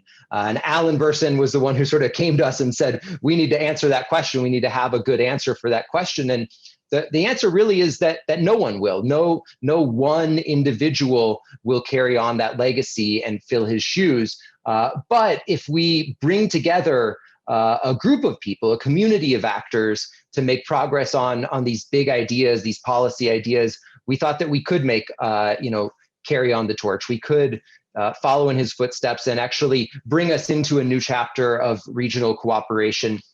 Along with Tom Long, who's one of our co-editors of the volume, we're actually graduate students of Bob Pastor at American University. Some of the other people involved, like Chap Lawson, who helped write our border security and border management chapter, helped lead a CFR, a Council of Foreign Relations, and Canadian Business Council convening and task force on the future of North America. So a lot of us had sort of ties to him But it's really, as I say, it's the coming together of people that had experience in government, people outside of government and academia, policy experts, and others that we thought we could actually, do something that would leave a mark, that would carry the torch forward. And so, here on this next slide, you just see the huge range of issues that we're touching on and covering in the book. We really have deep dives on each of these subjects. And so there will be a lot of information, a lot of papers and policy ideas coming out in the next couple of months that we think will be really interesting and useful. I mean, these are, we have brought together people to create and think about some of those bold ideas for specific action to strengthen North America that Bill called out for and mentioned in the previous session. We have a great editorial team that's helped put the book together, put together the papers. We have a huge number of contributing authors and reviewers from all 3 countries across North America. I mean, we have an incredible depth of expertise, 2 slides full of them, that have contributed to this work. And I just want to say thank you to everyone for being a part of it. And I'm looking forward to having discussions with many of these people in the coming months that we can share with you so that we can dive deeper into each of these topics that really will allow us to see, I think, collectively a path forward, a justification for work trilaterally in North America, and a path forward on some of that work.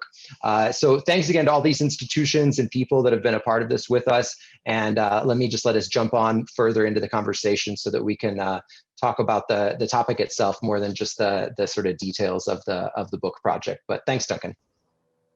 Thanks so much, Chris, and a great little overview of what the project covered.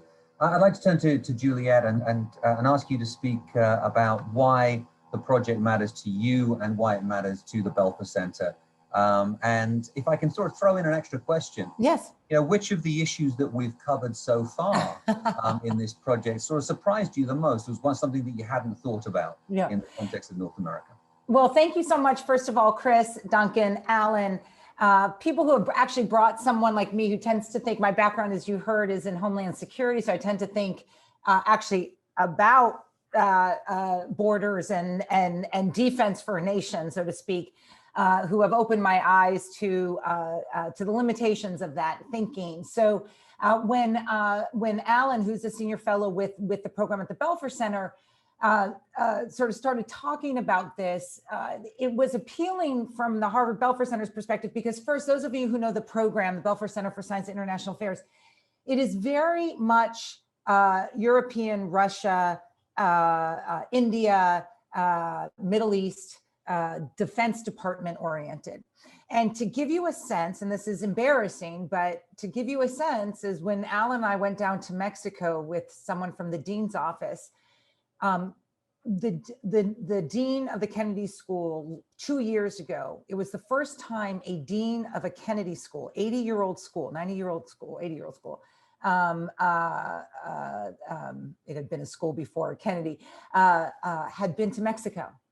Can you believe that? I mean, that is so the idea of a neighbor and an ally and cooperator just wasn't part of our connective tissue of how we thought about security. There was a lot going on the trade issue and then cities issues, but not in terms of, I think, a cooperative spirit on international affairs and thinking about how to rethink international affairs.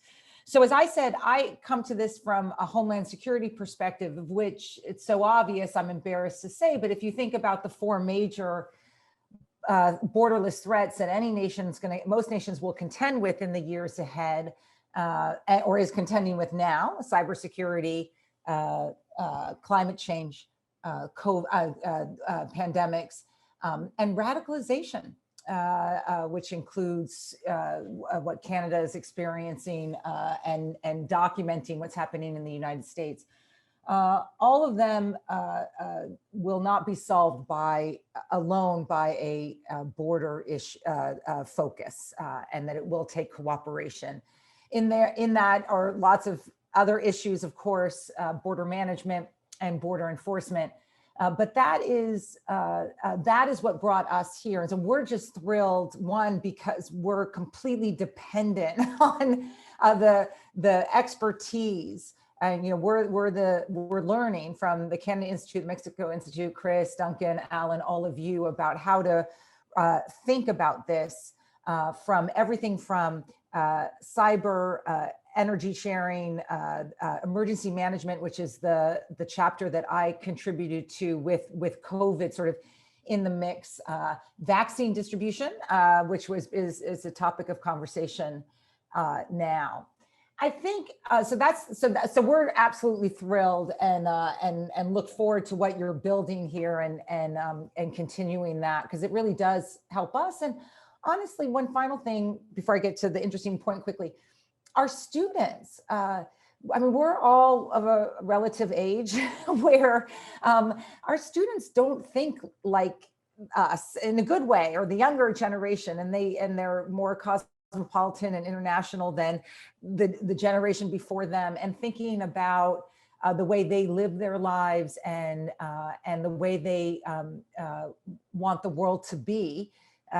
Climate change is the #1 issue for them, even in the midst of COVID. And so to the extent that we can also have regional cooperation. I think the big issue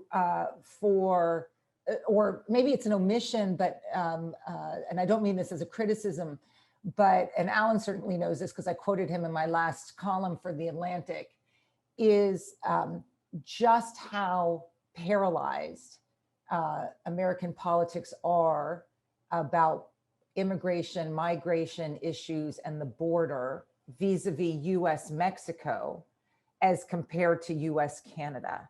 So you have a sort of splitting of the baby in a way, and it's shocking. I mean, you're already seeing progressive groups comparing Biden to Trump. I mean, whatever your politics, that's a leap. I mean, in terms of what's happening, but also looking at a mass migration that's coming. That paralyzes politics here in the US and does create a sort of, a tiered North America, at least on that issue. So and we're seeing it literally within the first month of the Biden administration. And I'm sure Alan has thoughts on that too. So thank you all so much as well. Thank you, Juliet.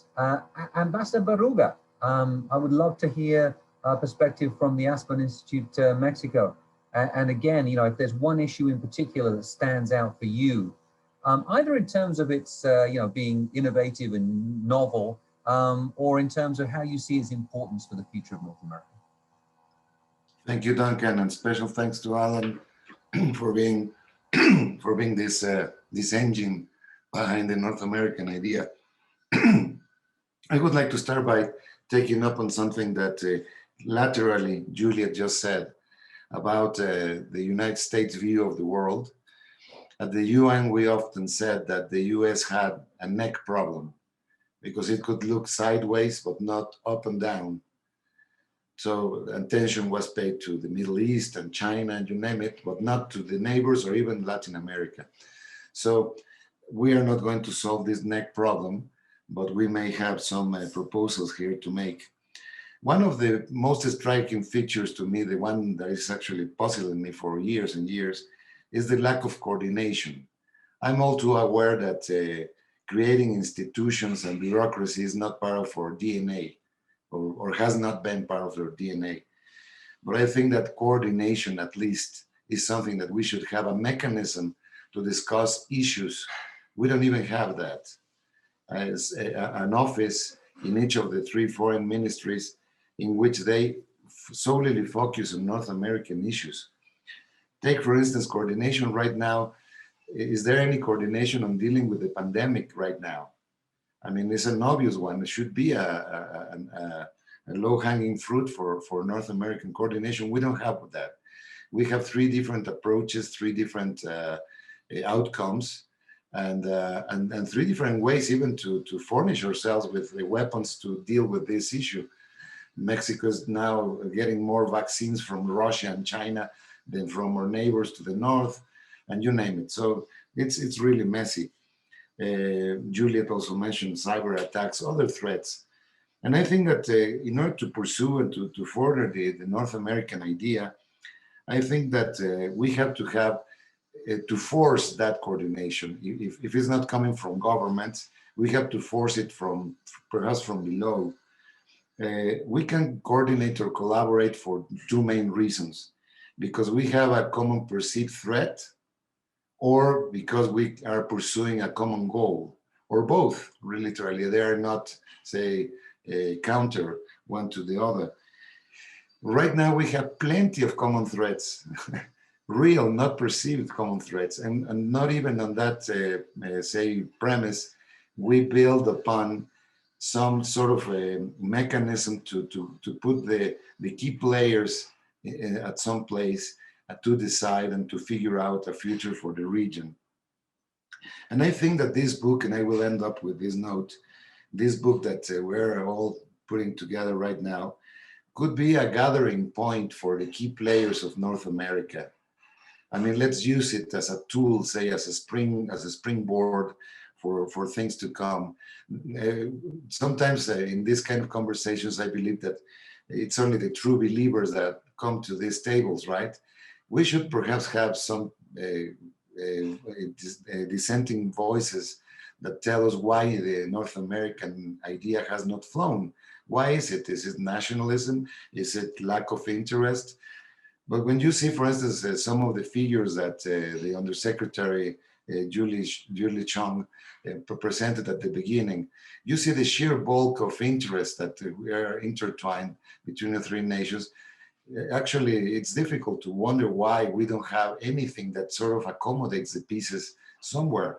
So I will end up here, but I think that perhaps one step forward for this group is not only the book, is not the end result of this group, I hope, but to really move forward into gathering the private sector key players, the think sector, the thinking sector, I'm calling it now, the key players and so on and so forth, and then try to move the ball forward with a clear strategy among ourselves, the true believers, if you will.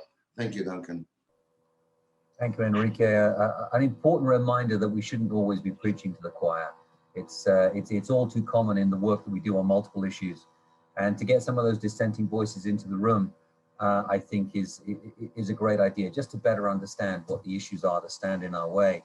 And I'd love to circle back in the group conversation afterwards about the challenges of what Bill identified in the previous panel, which is, how far can we go with this before it becomes unworkable? Meredith, before we get there, I want to ask you, the perspective from Canada.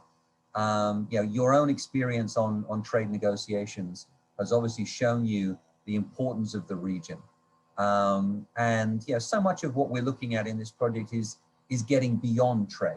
It's about trade, it's about facilitating everything we've got, but it's about getting beyond that. And so, from a Canadian perspective, and from somebody with your specific experience, what do you see as the main importance of this project? Thanks, Duncan, for the question. I think that, my response really would be about getting beyond trade. And I think that one of the really big problems that I've seen over the last decade is a lack of coherence to a North American approach. And at times, I really do think it's kind of Mexico and Canada seeking the attention of dad, or whatever we want to call the United States, in a way that hasn't been good for that broader North American relationship. And, it goes without saying that the United States is Canada's most important partner, but at times we have not been a great friend to Mexico.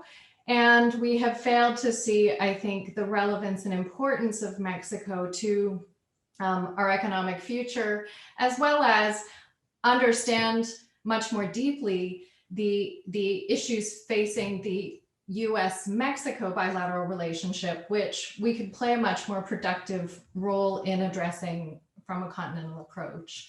And so, I think Mexico has been a vital partner to Canada throughout the pandemic in sending workers to Canada through the Temporary Foreign Labor Program. We fail to recognize, I think, in Canada, the importance that Mexican workers play. But more broadly, I think that, and I saw it in the last trade negotiations in USMCA. I saw it in the government that I served as well. This tendency to fall back to the two bilateral relationship, which has been brought up a couple of times in today's discussion. And so the reason that I think it's really important for Canada to participate in these broader North American projects like this one, is to continue to tend that garden, which is the expression that George Shultz has used, to keep weeding the garden, ensuring that the weeds don't take over, and cultivating something better. And, I think that, so it's been important to me to be involved in initiatives that involve all three countries, because I think it's vital that Canada understands the Mexico-US relationship better, and that we find ways to be more relevant to that. One thing that, this is a little bit controversial, but Bill Crosby said we should be controversial. Or at least we should say things government people can't say. But one thing that I think we really have failed to understand in Canada is the day-to-day importance of the issues that go on between Mexico and US in a way that doesn't happen in Canada. The Canada-US discussion is often about condo issues, and we tend to get along well. The issues that we have are longstanding ones. They don't go away easily. Supply management, Keystone Pipeline, these are problems that just continue. But there's a day-to-day relevance in the US-Mexico relationship that we need to understand better and be part of. So that's the main reason that through the Reisman Chair, I wanted to make sure that we were part of this project. And I'm really thrilled to see that the book's been published. Thank you so much, Meredith. It's terrific to hear that, and also to hear a little bit of a Canadian mea culpa, which I share with you, which is that Canada has often talked about Mexico as being a strategic partner, and when push has come to shove, we haven't seen enough of that behavior. So too much talk and not enough walk, I would say. But I think you can probably say that's true of all three countries at different points, is that they all talk a good game about North America. And it's very alluring, it draws us in. But honestly, we haven't seen enough action on moving the agenda forward. And if we go back 4 years, we were all deeply concerned that we were going to lose NAFTA. We turned from thinking about the next phase of North American integration into how do we save NAFTA, and we got the USMCA, which was a significant achievement. But really, we're not that much further forward than we were 4 years ago. And I think it is important that we begin to think about what is it we need to do to change the narrative. So before we enter into a group conversation, I'll put a couple of questions to the group, but I want to ask Alan, if you'd like to jump in here with some reflections on what you've heard so far. So Duncan, thank you. And I want to thank you and Andrew Rudman and Chris Sands and the Wilson Center for hosting this. This has been a fascinating sequence of discussions. I think just as you indicated, the genesis of this project actually was a source of concern that given during the 2016 campaign, there was the anti-NAFTA rhetoric of the Trump campaign. And so when we all convened to organize this in 2017, the idea was to actually guard against what seemed like a withdrawal not only to an American first position, but also to a denigration and perhaps a destruction of NAFTA. And what I think we've seen, and then the second driving force, at least for me, was something that Juliet and I discovered in Homeland Security, which is you cannot think rationally about Homeland Security in the US context without taking Mexico and Canada into account. But what a difference an election and 4 years make. We've seen today a terrific discussion of at least now we have, as Bill Grant, I think, put it, a high ambition to do something on North America, but the longer term problems that Enrique discussed, the American neck problem, which is a nice way of, a gentle way of putting the problem, persists. And what Abe and Sergio Alcocer and Bill Crosby were able to demonstrate is that we really have to think through this.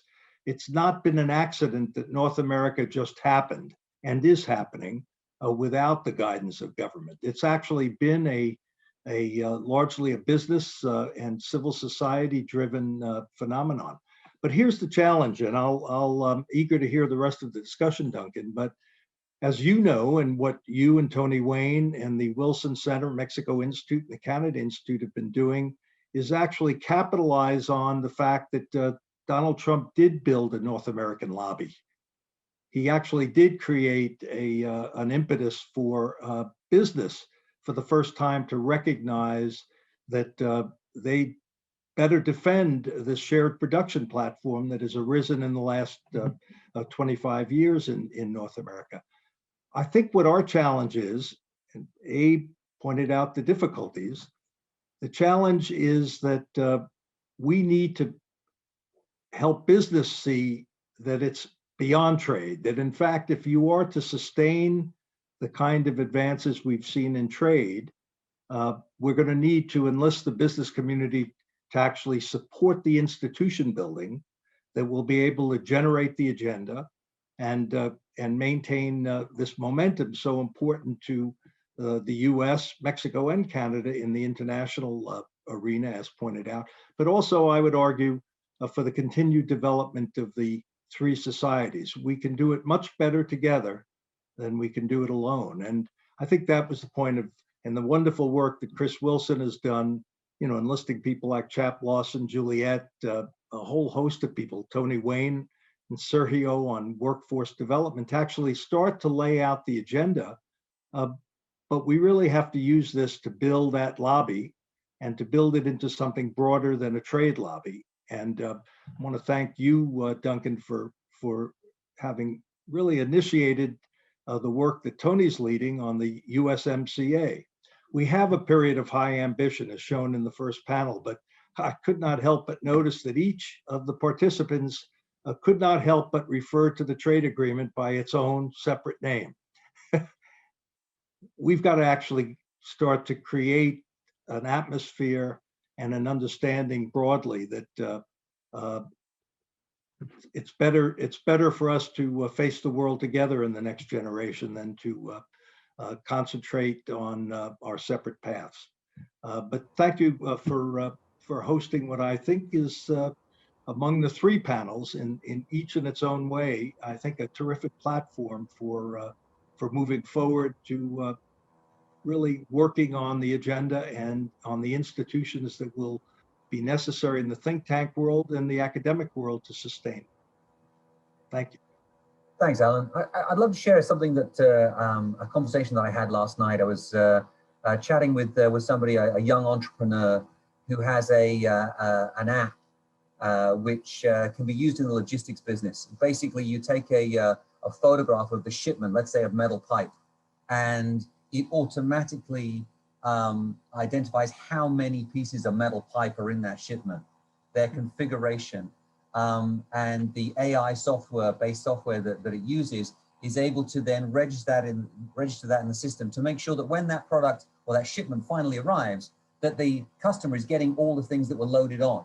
Or you can when you begin to look at this, you know, through a lens of North America, you can begin to see how this could be incredibly helpful at borders, for example. If you look at it through the viewpoint of rule of law, you begin to think about, well, you know, you can cut down on theft and things like that. But the point that I'm trying to make here is that I sat there and listened to this this little presentation last night, and I began to think about all the things that technology is going to make possible for us in the North American space. And I realized that the reason why I'm thinking about that is because we've been involved in this project. I'm thinking about it through the lens of North America. And all too often, I think we forget about how important that is that, you know, we are kind of in a very privileged position, which is that we all spend a lot of time thinking about North America, and not a lot of people have that luxury. And because we're able to do that, if we engage more with folks in the private sector, if we engage more with folks in government, if we engage more with our own colleagues in universities and other think tanks, I think we have a much better chance of moving this agenda forward. So to put out a question to the group here, as I said earlier on, I'd like to take up that challenge from Bill Crosby about being bold. But I guess the caveat is, how bold can we be before it begins to lose sense? And, Robert Pastor was a great thinker, and in some ways he was a dreamer. And I had a few conversations with him where I said to him, but, that's just not politically possible, is it, Bob? And he said, that's not politically possible because you don't think it's possible. And we never got much beyond that. But how possible is it to move forward an ambitious agenda here in North America at this particular point in time? And I'm going to do a really cruel thing, and I'm going to say, Meredith, answer this question first of all. Oh, great. I think it's entirely possible, but I would agree with the point that Bill had made earlier that I think if we get bogged down in structures, we can get into a lot of trouble. One, because structures take a long time to set up. Two, I think it can seem self-serving. It's not uncommon in Canada. Our think tank community is very, very small. And even in academia, funding kind of exists in tiny little pockets of money. And so if we appear to be doing this as a way to fund a big, long initiative, I just think we have to be careful about how that's perceived. But I think there's lots of ways we can be nimble. I am part of the North American Forum, which was created out of NAFTA. It's a group of 75 people, 25 from each country, who met every single year pretty much until Donald Trump became president. And for the last 2 or 3 years, it has not met with the same regularity as in past years. There's no reason that group can't become reinvigorated and meet in a more public way in the future. And that's something we're trying to encourage. So I think there's lots of ways we can do this, but it's important to be nimble and not get too bogged down in structures would be my suggestion. Thank you, Meredith. Just one brief comment about the North American Forum and other efforts that have existed over the years. There was such impetus for them in the early days of NAFTA. They did kind of run out of steam. I'm glad that there are efforts to revive the North American Forum. And I'm delighted to hear somebody like you speaking about it, in the sense that you're a woman, because all too often the North American Forum was a bunch of white guys, more senior white guys who were sitting there talking about these issues. And I always felt, as one of those older white guys, we need to bring more diversity into this. And I think it's an important point for the future of the conversation about North America, is just to make that conversation a lot more diverse, including those people who might be opposed to it. But I think we need to think about how we bring in a different group of voices. And I can't remember who it was, maybe it was you, Juliet, that was talking about students that we interact with and the way they think differently. So, That's right. Perhaps you could speak to that and talk about, how far you think this project can go. Yeah, no, I think, I think the piecemeal approach, and I think that's what one of the benefits of the book is, it helps, it quite delineates by essentially subject matter vertical. So it doesn't, it has an overall thought about this vision, but then you take each piece. And so I think just depending on the politics of the time, depending on, as you were saying, different stakeholders, because there are stakeholders that might want to run with things that you don't have to wait for governments, or you don't have to worry that this administration will change, or what's going to happen in Mexico or Canada. So one area where I think you can do this sort of tactical North America project planning and then see whether that can encompass a larger treaty would be, I think, around, and this is, not just because it's my field, but just sort of, mega disaster management, the capability of our countries to manage the kind of climate crises, we all want to mitigate, but we're going to have to respond to, is becoming more limited. So you see Canada much more engaged with our fires. Mexico also in California sent troops. So I think we could, you could begin to think about, a North American incident command system in which supply chain management, everything from training to supply chain management could actually be beneficial to us, after something bad happens. But that conversation begins a larger conversation about maybe what treaties do you want in place, what else the call I had before this was with people involved in the Arctic. So Canada certainly knows what's happening with Russia up there. The Bering is not quite open for business 24/7, 365, but it will be soon enough. And what that means in terms of security and safety planning. So that would be an area where you could just think, okay, we're going to do this tactically, and then there might be a larger conversation. That's one thought. So. Thanks, Juliet. Enrique, do you want to head up to the Arctic? We need to have a Mexican president up there. Yes, we are buying some icebergs now. So we speak. So no, well, water actually is one of the issues that we have not discussed, but it's a very, very important question for North America. What I was going to say in terms of this call for being bold and even careless, if you like, being out of government and any other restrictive duty.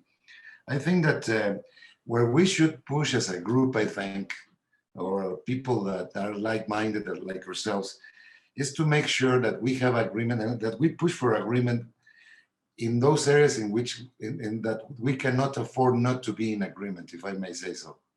I mean, there are some issues that are too important for the future of our three nations, this region, that we cannot afford not to discuss them in a constructive manner, if you will, and try to reach a trilateral solution.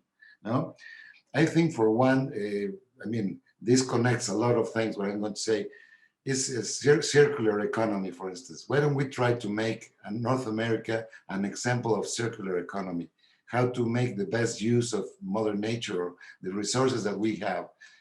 That would be tremendous, I think, for our own independence or peace of mind, but also for the future generations and competitiveness as well. I think that is going to be the future regardless.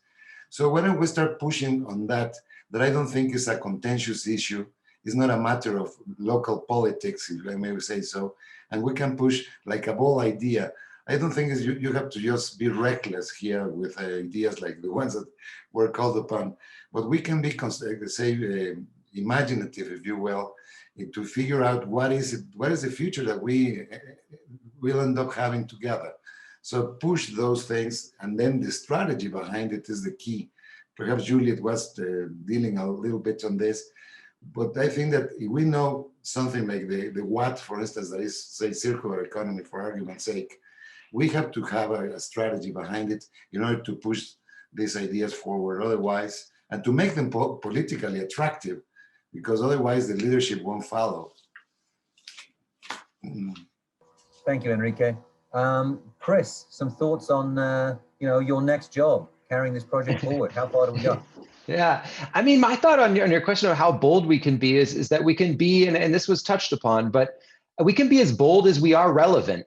I mean, if we're out there on our own talking about, the next generation of a trade agreement, when that's not a political imperative right now, when that's not on people's mind right now, well, then we're going to get ahead of where the political reality is. But if we can cooperate together on climate change, because it's the issue that young people care about the most, it's an issue that has political relevance right now. It's an issue that was a part of the election cycle and matters to all three countries. Well, then if we can show how North America, can add something to that discussion, can solve some of the problems collectively that might not be solvable at the multilateral level, but we can solve them here within North America, well, then we can be very bold. We can do a lot as three countries. And to be ready for that, we have to have this kind of work. I mean, I've just experienced it myself as editor of this volume.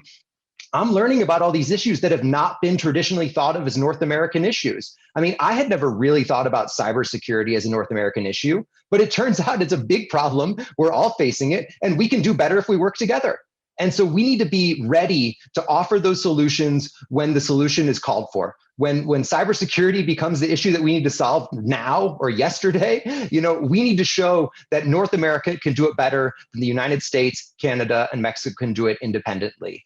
And so I think that's the kind of thing that we as think tanks can offer, that we as academic institutions can offer, and that we as people who care about the future of North America can offer. And I hope we get to continue to do that.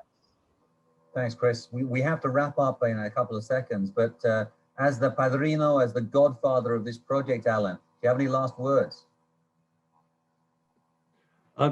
Just that I think these points are right. We have to be surgical, we have to be strategic, we have to be careful, but I also want to underline that we have to link up the business community. Sort of your example, Duncan, looking at that presentation last night and seeing where it led and how it relates to rule of law and a whole series of issues.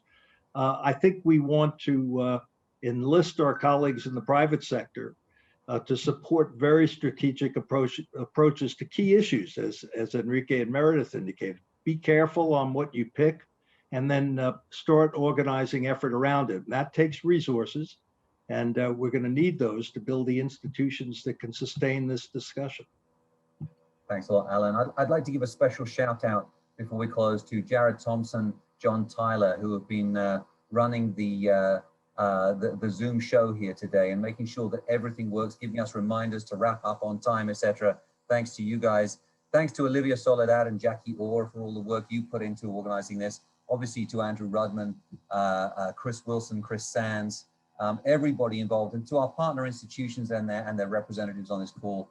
It's a great pleasure working with you, and we know that this will continue as a collaboration.